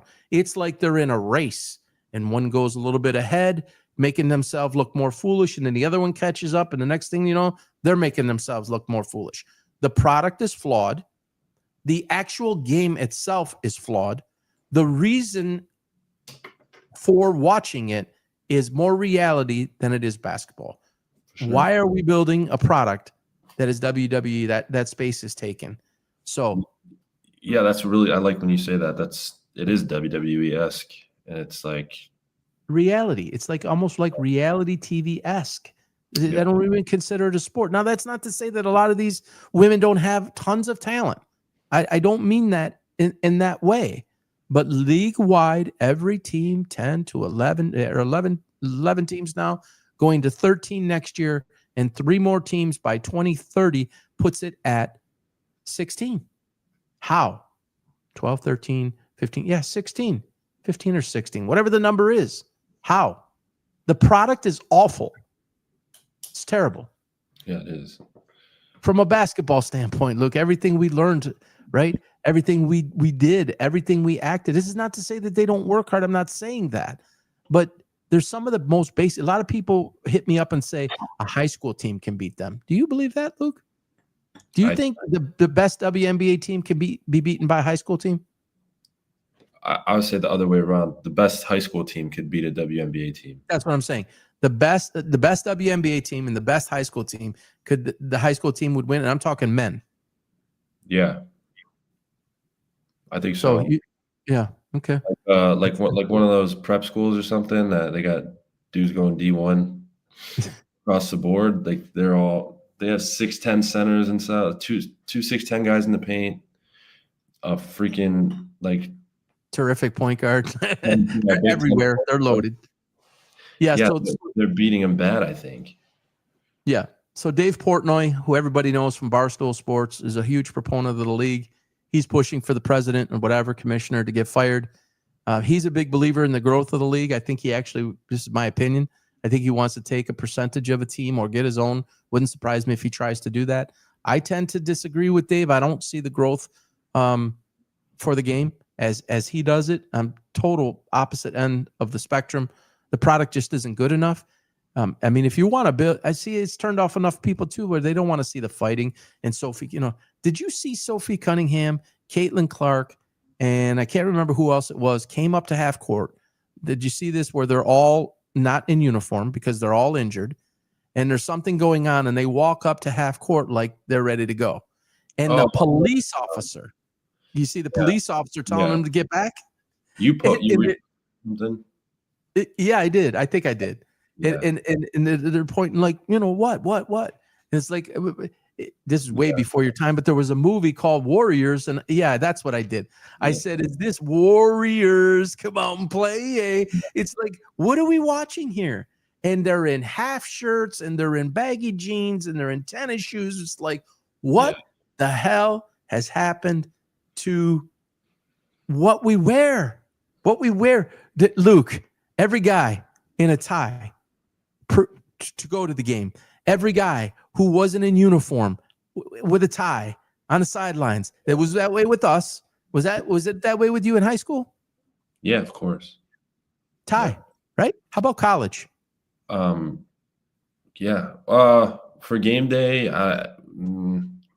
just like our jumpsuit, like our team jump, everyone had to be in the same thing. It would be a team jumpsuit with, So the players who were injured on the bench, were they in a jumpsuit or shirt and tie? Jumpsuit. Okay. But matching everybody. Yeah. And that's in college, but certainly not in high school, Catholic. Certainly not where we were together, Catholic. It wasn't happening. Wasn't happening. Yeah, injured at De La Salle, you would wear same thing as the managers, like a polo, probably. Okay. A polo and khakis. Yeah, so we've gotten away from all those core values, and I just think I don't like it. All right, so Look, what's that? it was just a bad look. Oh yeah, and it's so uncoordinated too. It's not like they are in what you just said. Like some of the college teams now, you see all the coaches in the quarter zips. You don't see any of that. It's like they all just decided to go. I don't know where women shop. It's like each one has got a different. How's this? Each one's got a different Old Navy freaking pair of jeans and God knows what. I don't even know what women wear anymore. There's some of the things I see. Yeah, like I can't. you're at your team's game. You can't wear your team's like at least like their shirt or something. You know? I mean, you just take it. You're talking revealing clothing. Like, what are we? What in the hell is this? You should have to wear an Indiana Fever like shirt, at least matching shirt or something. I don't know. It's a mess. Now that I think about it. Some guy just said, Jason Whitlock brought me here. I need to get a Twitter account. Thank you. I appreciate that. And I was going to say it at the end of the show. I'll just touch on it right now. Unbelievable amount of comments on Jason's YouTube feed where there was 333 of them. I put about, 12 up today. Everybody said such kind words. Only a couple of them disagreed with me, and anybody can disagree with me, right? I don't think everybody's going to agree with what I say, but no one was nasty. One guy said my LeBron James take there at the end. Did you see Jason when he said he needed a cigarette? No, I didn't. You didn't. Don't tell me you didn't watch it. I watched it. Of course I did. When he asked me about LeBron and, you have other material, the guy says the KC Chiefs in the 60s wore matching suits. I believe you. I was born in 72, but I do believe you. 1224 threads is his handle here for YouTube. That's a power move too. That's intimidating. You see a team walking up in matching suits versus a bunch of people wearing, hodgepodge and small fist together. It's like honestly, I'm not a drill sergeant. I promise you folks, I'm not a drill sergeant and I'm not a parent. But part of my job as a youth coach through middle, high, and high school and AAU is like you're setting up and developing an athlete, the person first, the athlete second, to help set them up for success in life. When you're on a platform like these girls are, and men do it now too. This is not just the women. It's happening in the men's. It's happening in the NBA too. I can't even describe what they're wearing. Is like the example you're setting. If any coach ever tries to implement that now at the middle school level, they're going to look at you like, what are you talking about? That's not how we do things. It's gone. Folks, it's gone. 90% of it, it's gone. I can't tell you how many people I interviewed. I like uniformity. Everybody wear the same thing, he says. I can't tell you how many interviews that I have conducted in a professional environment where people have come in dressed so inappropriately. And it's been at different types of businesses. So a more high-end business in terms of dress code and uniformity of standards, and a little bit less. So I don't want to get too far off of this, but it's like they're watching this. You come to an interview in jeans. I had somebody come in spandex pants, Luke. I had a girl come from the gym in spandex top and spandex pants. You know what I'm talking about? The skin tight stuff, the very revealing stuff. Yeah, I know. I had a new manager of a department at the time. He looked at me when she walked in, and I knew what he was doing. I knew what he was getting at, and I was blown away. I never thought she would. Known her for a while, never thought she would do this. And after she left, he came up to me and he's like, what the F was that? I'm like, bro, I'm telling you. Now, is this happening at some of the really, really high-level jobs? No, it's not. But it's happening at a lot of those three-quarter tier, mid-tier, and more of like the lower entry jobs. It's all over the place, and they're seeing this and they think it's okay. It's the example. All right, anything else to close on that, Luke? Real quick, do you think that the league is going to succeed as they think it is? Big TV deal got done. Do you think it's going to happen? We've talked about this before. I still think the same thing. I think the product needs to improve. Like they need to have better basketball. That's it. I don't think the basketball is good. It's not good to watch. So no. Do you believe I you're don't- objective on that? Like removing your basketball background or acumen and just look at it objectively and say, hey, if I didn't have the sports background and playing at a high level, I'm looking at this and as an average fan, do I like what I see? Do you believe you can be honest about that, like objective? I think that there is objectively probably 5 other sports and leagues that are better and more interesting to watch. Better product. And I got to close on this because I saw this yesterday. I laughed. I put it up on X. I'm pretty pointed with my takes. Okay. And I got blown up for it. Angel Reese was, I think I touched on this at the beginning of the show, but let's just go a step further about what I'm trying to get to here. She talks about her Me Bounds merchandise hit a big level. In what world, maybe it's me. So please tell me, you're 26, you're hipper than me, right? I'm more old, archaic, cobwebs, dusty. How can you be so proud that you financially benefited from something that actually mocks what you do so terribly? Right. That is supposed to be basically the easiest thing to do in the game of basketball, which is make a layup. The word Me Bounds came from fans telling her those are not rebounds, those are Me Bounds, meaning I clanked it off the rim, it came back to me, and I padded my stat line. She's proud of that, Luke. What am I seeing? Help me. You're seeing Russell Westbrook sell shirts that say Westbrick, pretty much. Like, and being proud of it, saying hey, go get my new merch. Like, what are you talking? It's not a compliment. But it's not easy to shoot a 16-foot jumper consistently and shoot over 50% at that level. You would agree. But wide open layups. She's 6'3", folks. This is a real number. Because I had to do the data. I did it 4 months ago. She's 6'3", and the average height in the WNBA is 6 foot. She's 167 pounds, I believe it is. You're not supposed to talk about a woman's weight. I got it. But for the sake of this, she's one of the bigger players in the league. She's supposed to be a rebounding force. She's all supposed to be what I say so many times, Luke, in games. There's 2 words I use: execute and finish. Finish. Like she can't finish the most basic thing in the game at her size. She's supposed to dominate that space. Like legit, I don't know, 40 to 50% of her points should come from legitimate, hey, I'm in this position, I'm big, I grabbed somebody else's rebound, and I made what we call a putback, right? And she's proud of this. No, she's a point guard. You see her pushing the floor. Oh, my. Yeah, you saw that. Hey, clear out. That's still one of the greatest highlights I've ever seen. Get out of the way. She's calling for the clear out. Yeah, and call it ISO. Ball bounce on its own, and she wipes her uniform like she's getting the sweat off her hands, and she's getting ready to break down the defender. Like, and I know it happens. It can happen to anybody. I get it, but it's who it is. It's the way she went about doing it, and she got the ball stolen, and then she didn't even hustle back, and it was a layup converted on the other end, a defensive transition, and I was like, did I really just see this? So that just struck me. She's all proud of it, and she's got that look on her face, and she's like, I made them dollars, and I made 7 figures or 6 figures, whatever it is, and she's all excited. And the thesis or the core of it is, I can't shoot. I can't make layups. I get my own rebounds.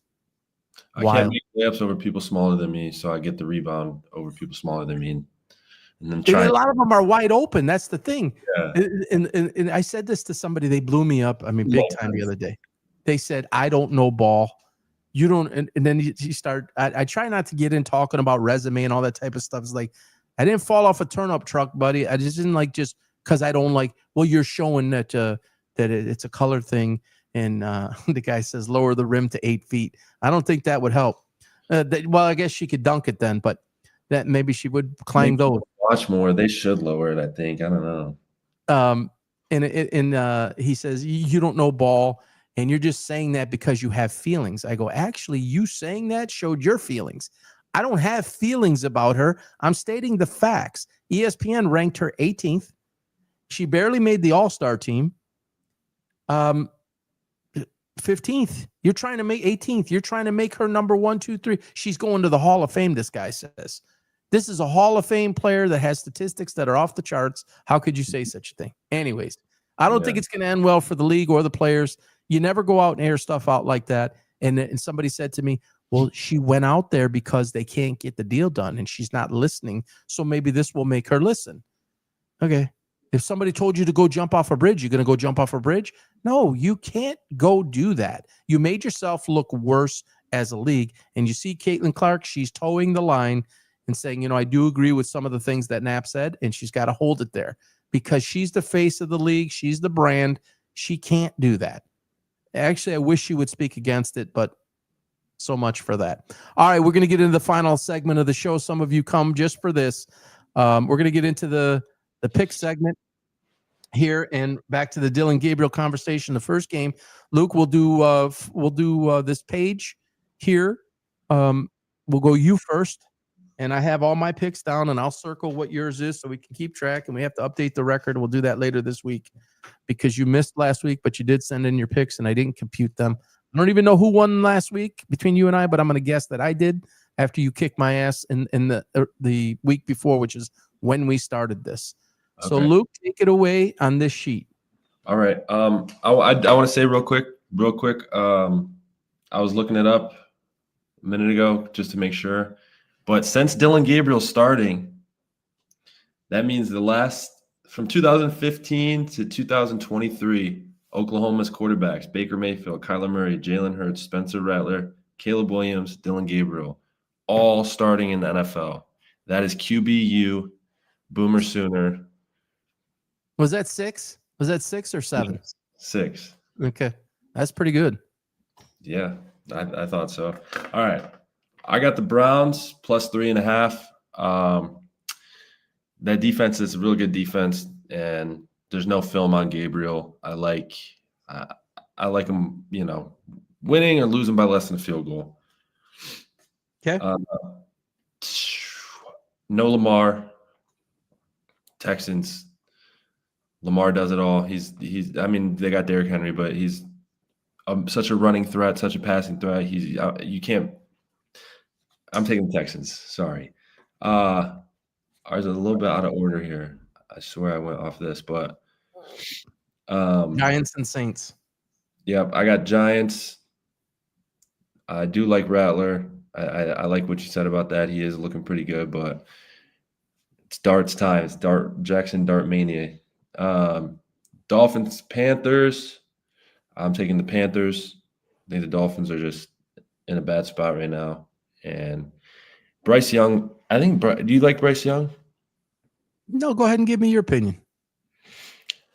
I didn't out of college. I really didn't, but I don't know. I don't know. I don't know how I feel about him. That's why I asked. I'm the same. I'm indifferent.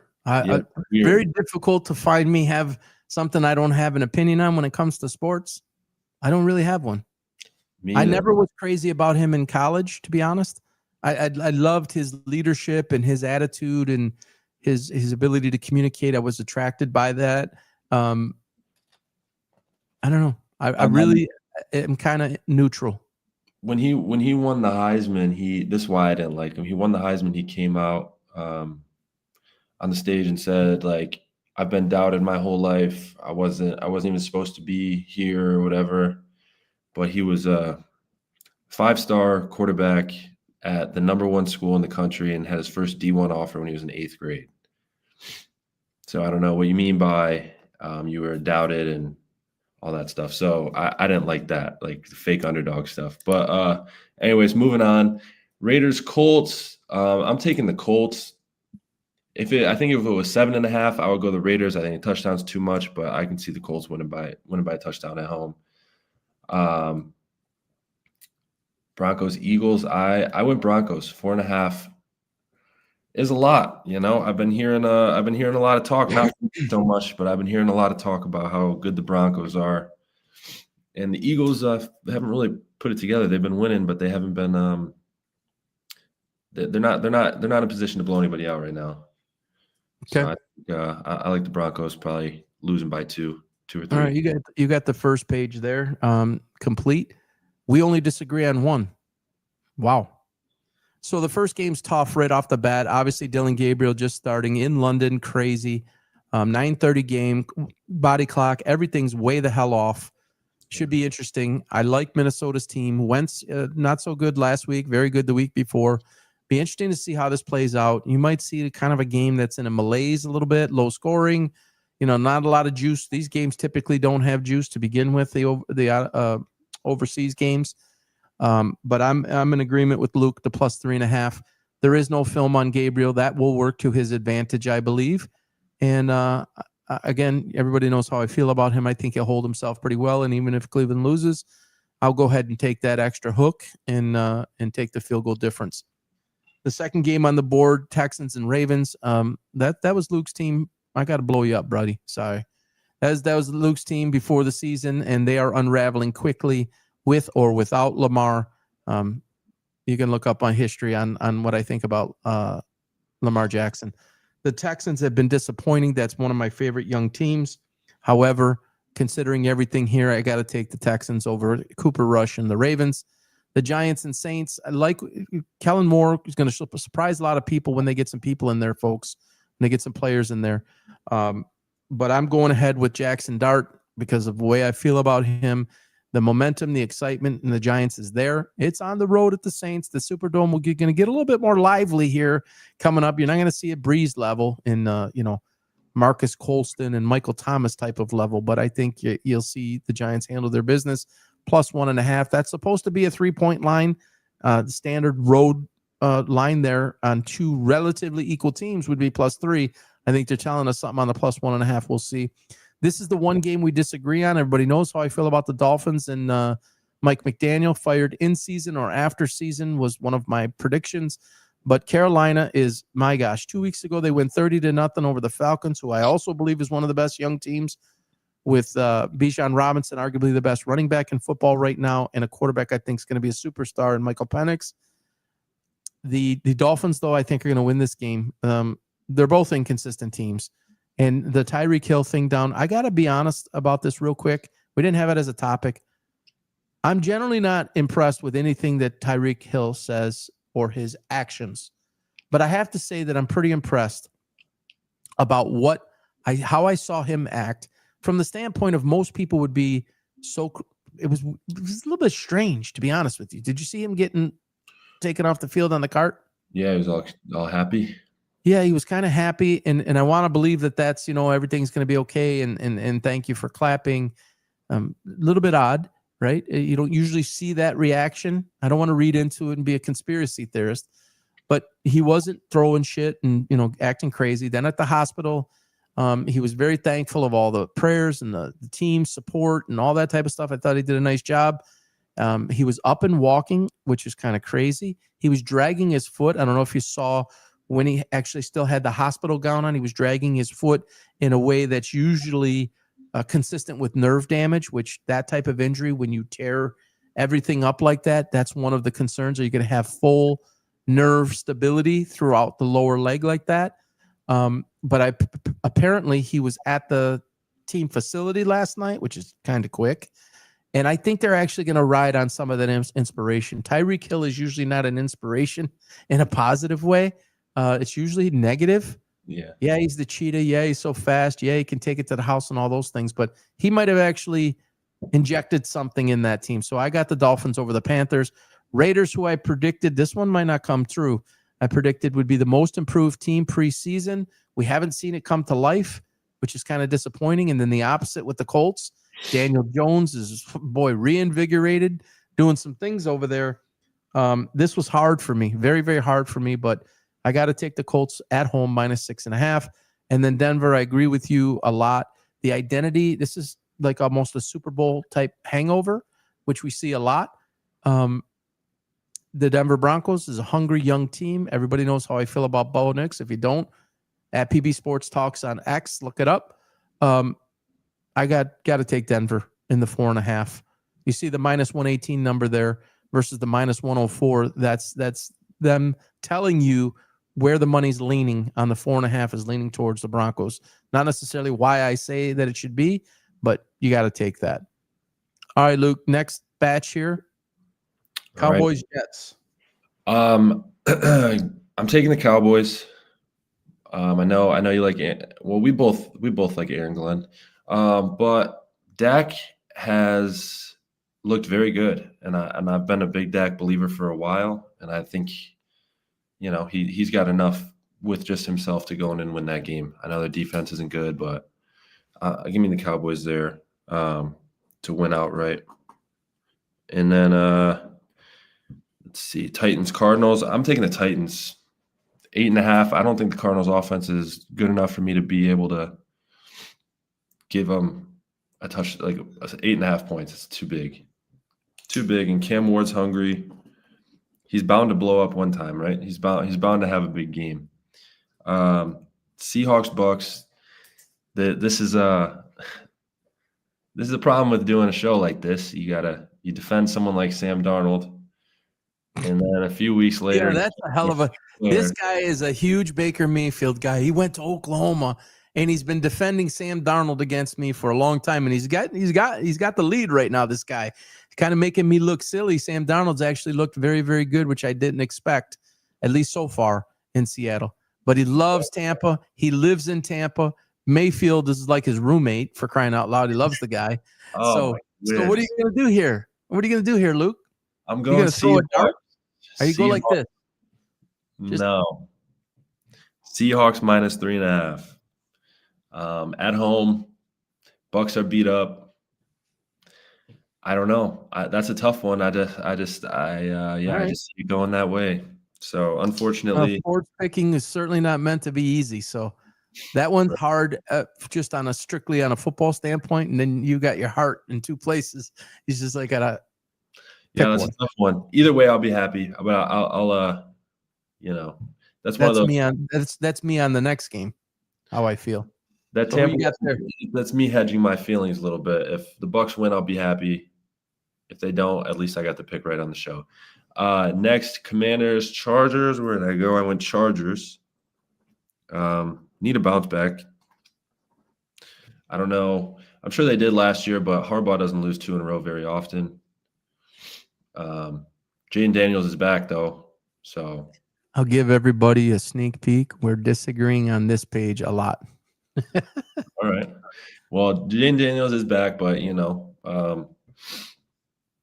maybe he'll be rusty. We'll see. I don't know. I think the Chargers are too good of a team to drop 2 in a row this early. Next one, Lions, Bengals. I took Lions 10.5. Just with the possibility that it could be a 40-point game. And then if you got Bengals plus 10.5 and it's a 40-point game, you're feeling pretty stupid at halftime. And then Patriots. Oh, I got it right here. I went Patriots plus 8.5 actually on this one, which is a weird one. I would usually go Bills, but I got a feeling about it. These division rivals and Patriots. Forever Patriots have been beaten up on the Bills, so I don't know. I think they go in there and put up a fight. Okay. And it's not on the board on this page, but KC is -3, and they're playing the Jaguars, another team. Well, you love both these teams too. So what are you gonna do? Yeah, I went Chiefs -3. I think they start to get hot here. I like the Jags though. Trevor Lawrence he's doing his thing, but Chiefs are just on a different they're on 2 different trajectories. Jags are trying to take off. Chiefs are trying to get back to the Super Bowl for the 3rd time. So I think this is one that falls into the Chiefs. All right, Cowboys and Jets. For me, much as it pains me to say it, I got to go Cowboys minus the 1.5. I love Aaron Glenn. I love what he's doing. Even though your boy CD, another Oklahoma guy's down, there's enough there. And, Pickens redeemed himself a touch. Hard to, even though it's in New York and they'll put up a fight, Justin Fields is back. That's not saying a ton. It'll give them more structure, and he's tough with his legs. But I got to go a Cowboys there. So we do agree there.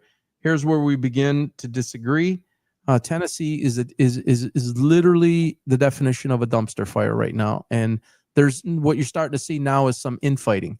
There's questions about Callahan and what, Cam Ward said. Media's questioning. So here we go again. You can't have this stuff start to develop, and you need to have a mentally strong coach that can diffuse this stuff. It's not that Cam Ward said anything, really bad, but when losing breeds questions of that nature, it's misery. It doesn't look good. They're not just losing; they're losing horribly, and Cam Ward is losing badly. And people have said they like his film from week 1 and 2. I don't necessarily believe that. His film has definitely looked worse in week 3 and 4. He's missing the more simple throws, but it goes deeper than that. It's not a Cam Ward thing. It's a talent thing. Again, I think it's a culture thing. Again, I think it's a roster thing, which was one of my biggest concerns, as I said way back when, is the fact that he was going to Tennessee. I didn't think that was a fit for him. It's very blah. It's kind of blase offense. Pollard, say what you want. He's not a terrific, running back. You can say Ridley. Okay. Just, I'm not feeling it for them. And I don't like the Cardinals, but I got the Cardinals taking it -8.5. They should be able to win by 10. Bucks in Seattle. I struggled with this one, to be honest with you, but the hook, even though it's in Seattle, I don't think it's as difficult to play there as it once was. I got Tampa Bay plus the 3.5 over Seattle. Yeah. This one was very tough for me. My feelings about Jayden Daniels are well known. I'm a huge Jayden Daniels guy, but I'm a huge Justin Herbert guy. Have predicted him to go to the Hall of Fame as of 2 years ago, or a year and a half ago. At that moment, I said he's a Hall of Famer right now. So that one's tough for me. But I had to just use my mind there, and the Chargers -2.5 at home. That's a 3-point line. You can see it there, -122. That may get to 3. So if you like playing this for entertainment purposes only, and you like the Chargers, I would do that now before it changes. These lines are about 20 minutes before the show, half hour before the show. Chargers -2.5. Lions and Bengals, it's going to get ugly early. I don't see any way that the Bengals can hold up in either in any capacity. Jake Browning is subpar. He's, a tier 2 backup. In my opinion, he's not a tier 1 backup. The Lions, and let me just say this, folks, prediction guy, and I'm becoming known for this. 5 years ago, I said the Lions are going to the Super Bowl when they were bad, when Campbell was taking over. Got called every name in the book. I'm on my last year. This is my last hope. The first 4 weeks of the year, I had the Lions 3-1. I had one game reversed. I had them beating the Packers, and I had them losing to the Ravens. So flip-flop those. 3-1 was correct. Preseason, I picked the Bengals to win this game. Okay, now there's no Joe Burrow, so that changes everything. And even I got to stick to it. And what I said, I got to stick to, as far as if it was Burrow. But Burrow, I think I get a pass for that. This is the Lions' game to win. They should destroy them. It changes the pick. So the Lions will blow them out, but this is the 5th year. You're seeing something now in the Lions. You're seeing them get comfortable with both coordinators, and they're starting to look dangerous again. And they're starting to look like they can do whatever they want. And Quadeen Mohammed on the one end, Hutchinson on the other end. You saw DJ Reed finally kind of make his stamp, his first big play with the Lions. You're seeing Barnes show his activity level.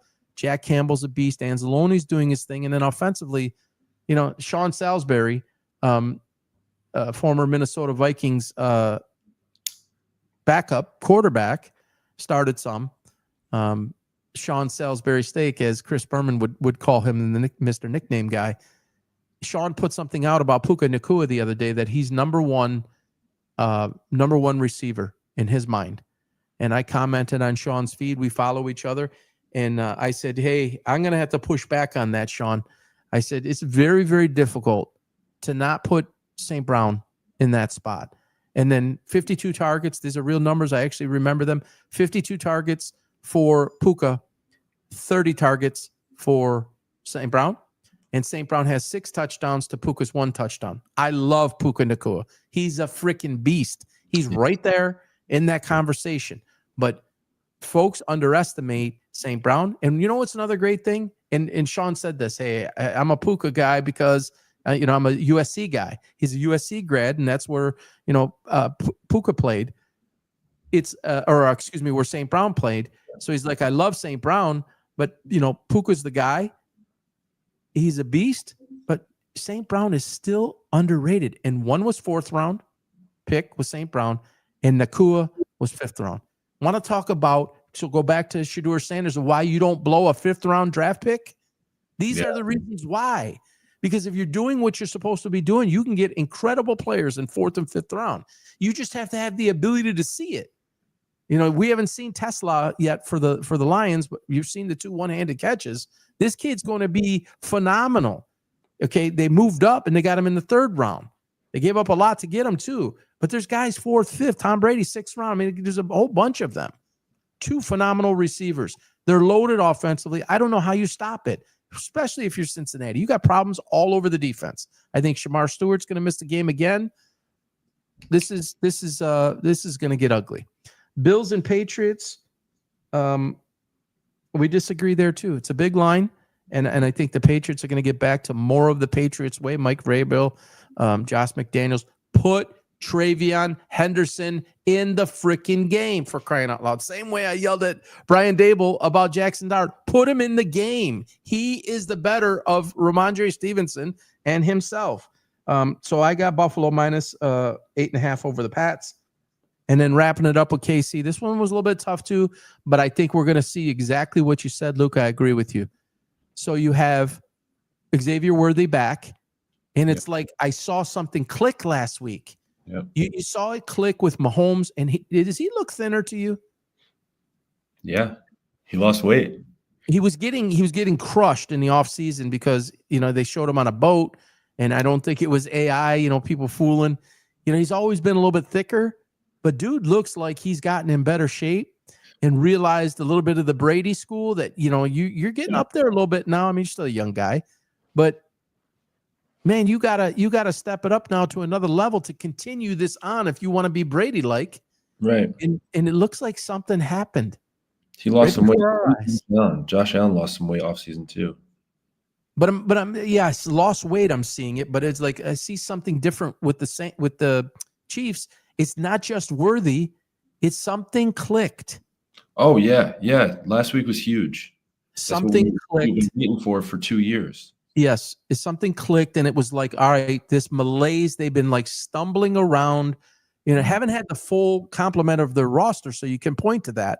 And again, that human nature we've achieved, we've reached it. You got Kelsey boy over here is, got a podcast, and he's dated, then engaged, now getting married to the basically number 1 pop star in the world. It's like all these distractions going on, and the political banter between, Mahomes' wife and Kelsey's wife, and oh my God, it's Taylor Swift's at the Chiefs game. It became about everything else. Right. Maybe it's that.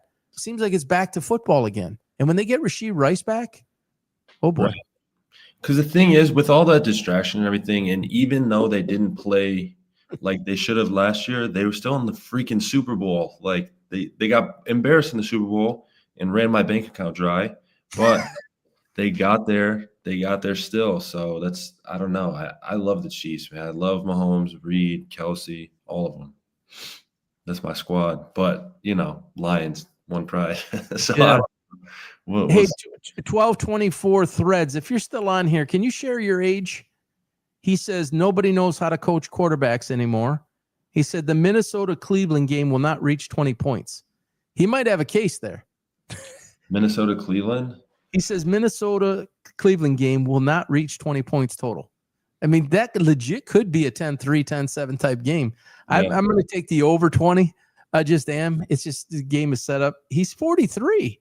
He's 43 years old. He was making it sound like, he was older than me. But okay, he's seen some things. He's seen more than you. He's seen more than you, Luke, and less than me. Yeah. 1224 Threads. Maybe he owns a clothing line.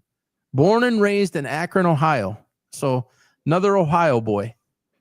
Yep. So I guess that's where the Shedeur Sanders. He must not be a Shedeur Sanders fan. All right, Luke. So that's good stuff. We're gonna keep that on record, and we're gonna have the tally next week. Again, I have to say this. I have to give a special thank you to Jason Whitlock. That was a hell of a lot of fun. The producers called me after I'll be honest with you. You guys heard what Jason said. He asked, you got more material? I said, oh yeah, I got a lot more material. And they let me go over. I was 5 minutes over what I was supposed to be. The intro that he did was kind of cool, man. I'm just sitting here watching this. I'm in the waiting room. Let me just give this background because I've always wondered myself what it's like. I've been on some TV. I've been on a national TV before and local TV, but never kind of like at this level. And it's, I always wondered like, oh, how do they do this? And, I'm the producer's on the screen and a different screen while the show's playing. And, we had already went through a sound check like an hour previous, make sure that we're all connected up like we're supposed to be. And then I'm getting all this reverb and this feedback, and I'm trying to communicate to them what's happening, and they weren't recognizing it right away. But one of their volumes was on, and I'm hearing all of this background noise from the production room or truck or whatever it is, and we got that squared away. And so, as I was advised pre-show the day before, when we, give us the clips, give us the stuff, blah blah blah, I give them all that, and I say, so what are we looking at about how long? He says probably 15 minutes. He did a 2-minute tease introduction, 2-minute plus tease introduction, where he shows my video and my prediction on Shedeur Sanders as a 5th round pick. And then the actual where he had me on screen and us, going back and forth was 20 plus minutes. So that was longer than it was supposed to be. And Jason Whitlock, I'm got to be careful I don't get emotional here, is like you work your ass off for a chance like this. And, this was supposed to happen weeks ago. And then Charlie Kirk was murdered, and that pushed that like 3 weeks. It pushed things. I was supposed to be on like the next day or 2 days. And he asked me the morning, he reached out and asked me, or told me, said, I want to have you on the show on my messenger. Said, I'm going to have a producer reach out later today or tomorrow. And then Charlie Kirk was murdered 4 hours later. And that obviously pushed everything back. But, one of the things I try to do in my life is give somebody a chance. I actually pride myself on it. That's kind of what I'm doing here with Luke. Luke knows his shit, man. And he might not be as outspoken as I am and stuff, but this is me trying to help Luke too. He helps me, but this is me trying to give Luke a chance. And Jason Whitlock just gave me a chance, and he didn't have to. And you work so hard for it, and you're this small shop, and he said it in his intro. Most of you have probably never even heard of the guy. Hey, you're right. And I told him on the air, yeah, nobody's heard of me. I got a little bit of a following. It's this itsy bitsy following. Dude's got 2 million people, 2 to 3 million people between his platforms. And I've got, 7,000. It's like, thank you, Jason. I cannot tell you how much I appreciate it. I've followed him for about 3 decades, way back when he was with the Kansas City Star, through ESPN, Fox, other things he's done. I am just so grateful. It's humbling. It's really, really a special thing. And I'll make you proud, Jason. Right after the show, the producer called me, and I'll just tell you the truth. It's fine. I'll tell you the truth. He said, "You were amazing. That was freaking awesome." He said, "If I could give you one piece of feedback, that first part, you went a little bit too long." And I was rambling. You're excited, right? You're with Jason Whitlock on this big show. It's Blaze. This is Blaze, Blaze Media. And there's other major people on the with Blaze, and it's like you want to get so much out. You have limited time. You're going fast, and I'm passionate about the subject, and I'm ranting about it. So I just can't say thank you enough, Jason. If you're seeing this, or maybe you'll see this, he does follow me. He saw the Shedeur Sanders thing. He's talked about it, and I tag him on a lot of stuff, and he saw it, and I have a lot of other people. Now some big names following, and it's catching on a little bit, and I appreciate everybody, honestly, and all the comments on the feed. I didn't expect it, and I didn't even think to look at it. I don't even know the reason I was there. I was trying to cut a clip, and I went to go cut a clip, and I saw 333 comments, and I said, "Oh, let me see what this says." I wasn't even thinking about me. I was thinking about, I wonder what they're saying about. Oh shit, I was on the show. Maybe these guys are talking about me, diamond in the rough, and please have him back. I mean, it's not possible without this guy. And honestly, Luke, you've helped me so much because you bring a different perspective. If I get up here and talk just me, like I'm a lot. Okay, I admit it. I'm a lot, but if you want to be a host of a show, you can't come up here and be sounding like a cricket, right? You better have something that can differ. And Yeah. so I thank you too, Luke, because you give a different perspective, and you were a superstar athlete, and we coached. I coached you, and it's a unique chemistry. It's a unique blend, and I'm just grateful. And I thank you too, Luke. Really, honestly, I thank you so much. Thank you. Thanks for the opportunity. But Yeah. keep going up, you know what I mean? Oh yeah. There's a lot of work to do, and I can't even get to it. So I'm gonna start putting milestone. Definitely a nice milestone and definitely a big moment, but keep pushing, baby. Luke, I gotta give you some stuff, man. I can't do all of this. Like Yeah, this, I know. There's so much, folks. The graphics, and you got to know what to say, and you got to say it. And I did 3 live shoots this week. It's a lot to prepare for, and then you got to do the cuts, and you got to do the blends and the posting, and it's a lot to it. I love it. I absolutely love it. I'm not complaining. I love it, and I hope it blows up. One guy said in the thread, he said, "Jason, make this guy a star." It's like, are you shitting me? I'm sure his people are seeing that. It's like, if he said, the producer said, "We're having you back." And Jason said, "You got other material? I'm probably going to have you back next week." And it's like, what? That would be freaking awesome, because I got lots more. As Clubber Lang said to Rocky, "Come on, I got a lot of more. I got some of his favorite topics too. LeBron, WNBA. I am not a LeBron guy, and I teased it on the show. Let me just say this real quick. You could see it on YouTube. Out of my top 15 all-time players, LeBron James is number 14. My feed's gonna blow up again. Somebody hit me last night. You're out of your mind. He's 15. I'm not putting him in front of Will Chamberlain. I'm not putting him in front of Larry Bird, Steph Curry, Kevin Durant, Jokic. I'm not Isaiah Thomas. I'm not doing it. Sorry. I have certain criteria that I listed out. If I'm to build my team, I'm not building my team around LeBron James. Why would I do that? His game is limited, folks. Yeah, it's limited. And I hope Jason has me on and we talk about it, because I'm going to tell you that, and I'm going to tell you a whole lot more about why LeBron James is limited and why I would never start my franchise around him. Luke, you disagree with that, right? If I recall? Yeah, by 14 slots. He's number 1. Oh my God, I forgot. That's right. See, that's the 26-year-old thinking. And this is the more wise man thinking. It's like, you start your team around Michael Jordan.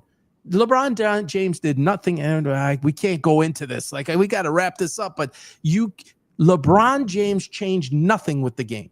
Just remember that. He changed nothing with the game except to make the game more about going from team to team and chasing stars and chasing rings.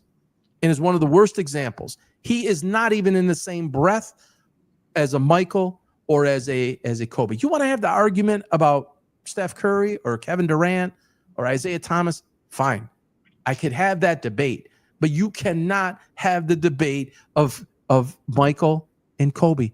Those men changed the league forever in every way. You always say, I think Jordan's the greatest of all time as far as all that stuff, but I think LeBron's the best basketball player of all time. There's a difference. Basically almost everybody you hear, all the pro game guys, they were like, we could shut him down in 2 minutes. Yeah, but the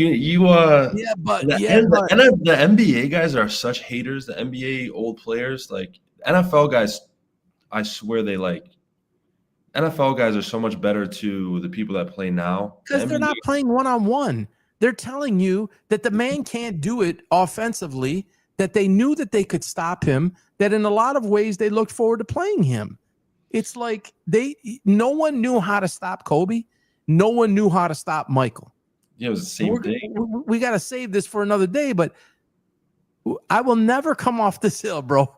I'm not coming off this hill. There's this phrase that you guys use. He has no bag. He has no bag. He has no bag. He doesn't have a bag. Yeah, I agree. His bag is weak. So how could you say he's the best basketball player of all time? Because the bag is like, He The can bag shoot is like, threes, he can shoot mid range. He gets to the basket. Like he plays defense. He passes. He's just not like a shot creator, really. His shot creator bag is he garbage. can't handle. He can't create shots. He can't play with his back to the basket. Should I keep going? I don't know. How is that the best basketball player? Michael had a back to the basket, could do everything offensively and defensively. LeBron can't do it. And if LeBron, air, if they played, LeBron's bigger, faster, stronger, better shooter from three, better 3-point shooter. Jordan couldn't shoot. Jordan couldn't shoot threes. LeBron's better, especially now. LeBron evolved into a good shooter. Was there a weakness in Michael Jordan's game? Yes or no? Any weakness? Yeah. What? 3-point shooting. Okay, go back and look at the record because in the beginning it wasn't, and then go look at the record.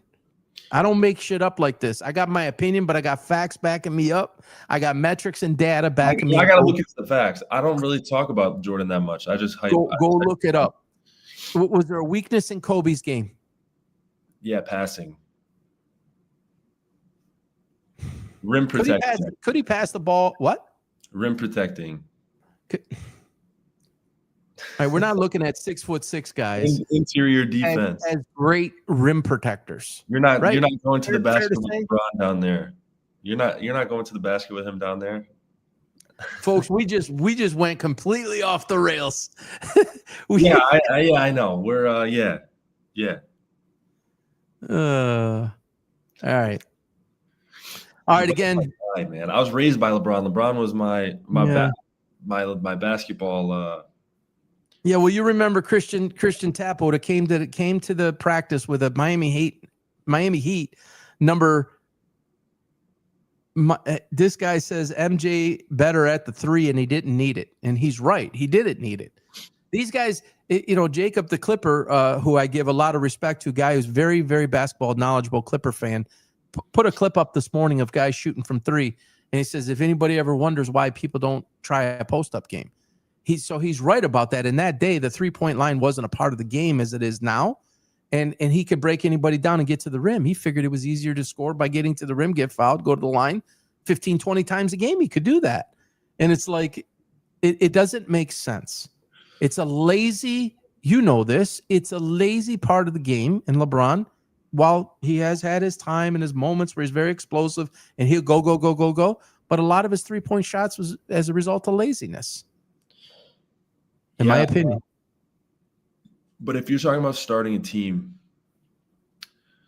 I want LeBron. He's not even a great leader.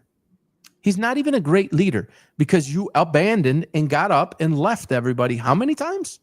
Many times are you going to go to Cleveland? It's a different world. It's a different world. Like, you know what? Some things shouldn't be changed. Some things should stand the test of time with values. Everyone does that now except Curry and Draymond, except the Warriors, I guess. But yeah. Happy for Jonathan Kuminga, by the way.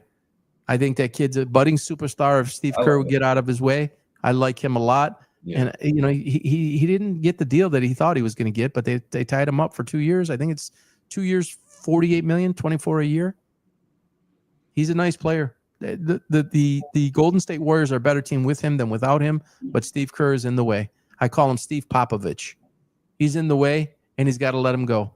All right, we're going to wrap it up, folks. Again, thank you, Jason. Thank you, Luke.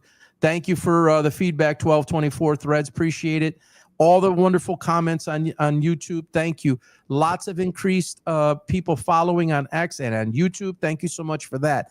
At PB Sports Talks on X. Follow us there. That's the number one place things go. There's about 435 videos up on YouTube. It's kind of been taking a back seat. Now that this has happened, I will make sure that more effort goes back to that. Clips, shorts, 1-minute shorts, 3-minute shorts, long form videos. All the live shows are there every week. It's all listed up. Click the live.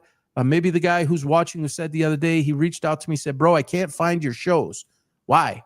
It's hit the live button. They're all right there. It shows every live feed that I go live or that we go live on YouTube. Just hit the live button. They all pop up there.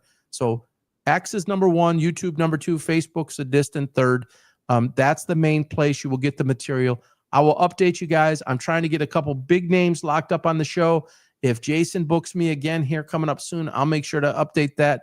A lot of you guys said you hope to see me back, and I really, God, that means a lot to me. I really, truly appreciate it. Everybody have a great weekend. Enjoy your Saturday. Enjoy football. I say it every week. Hug someone, hold someone, love someone.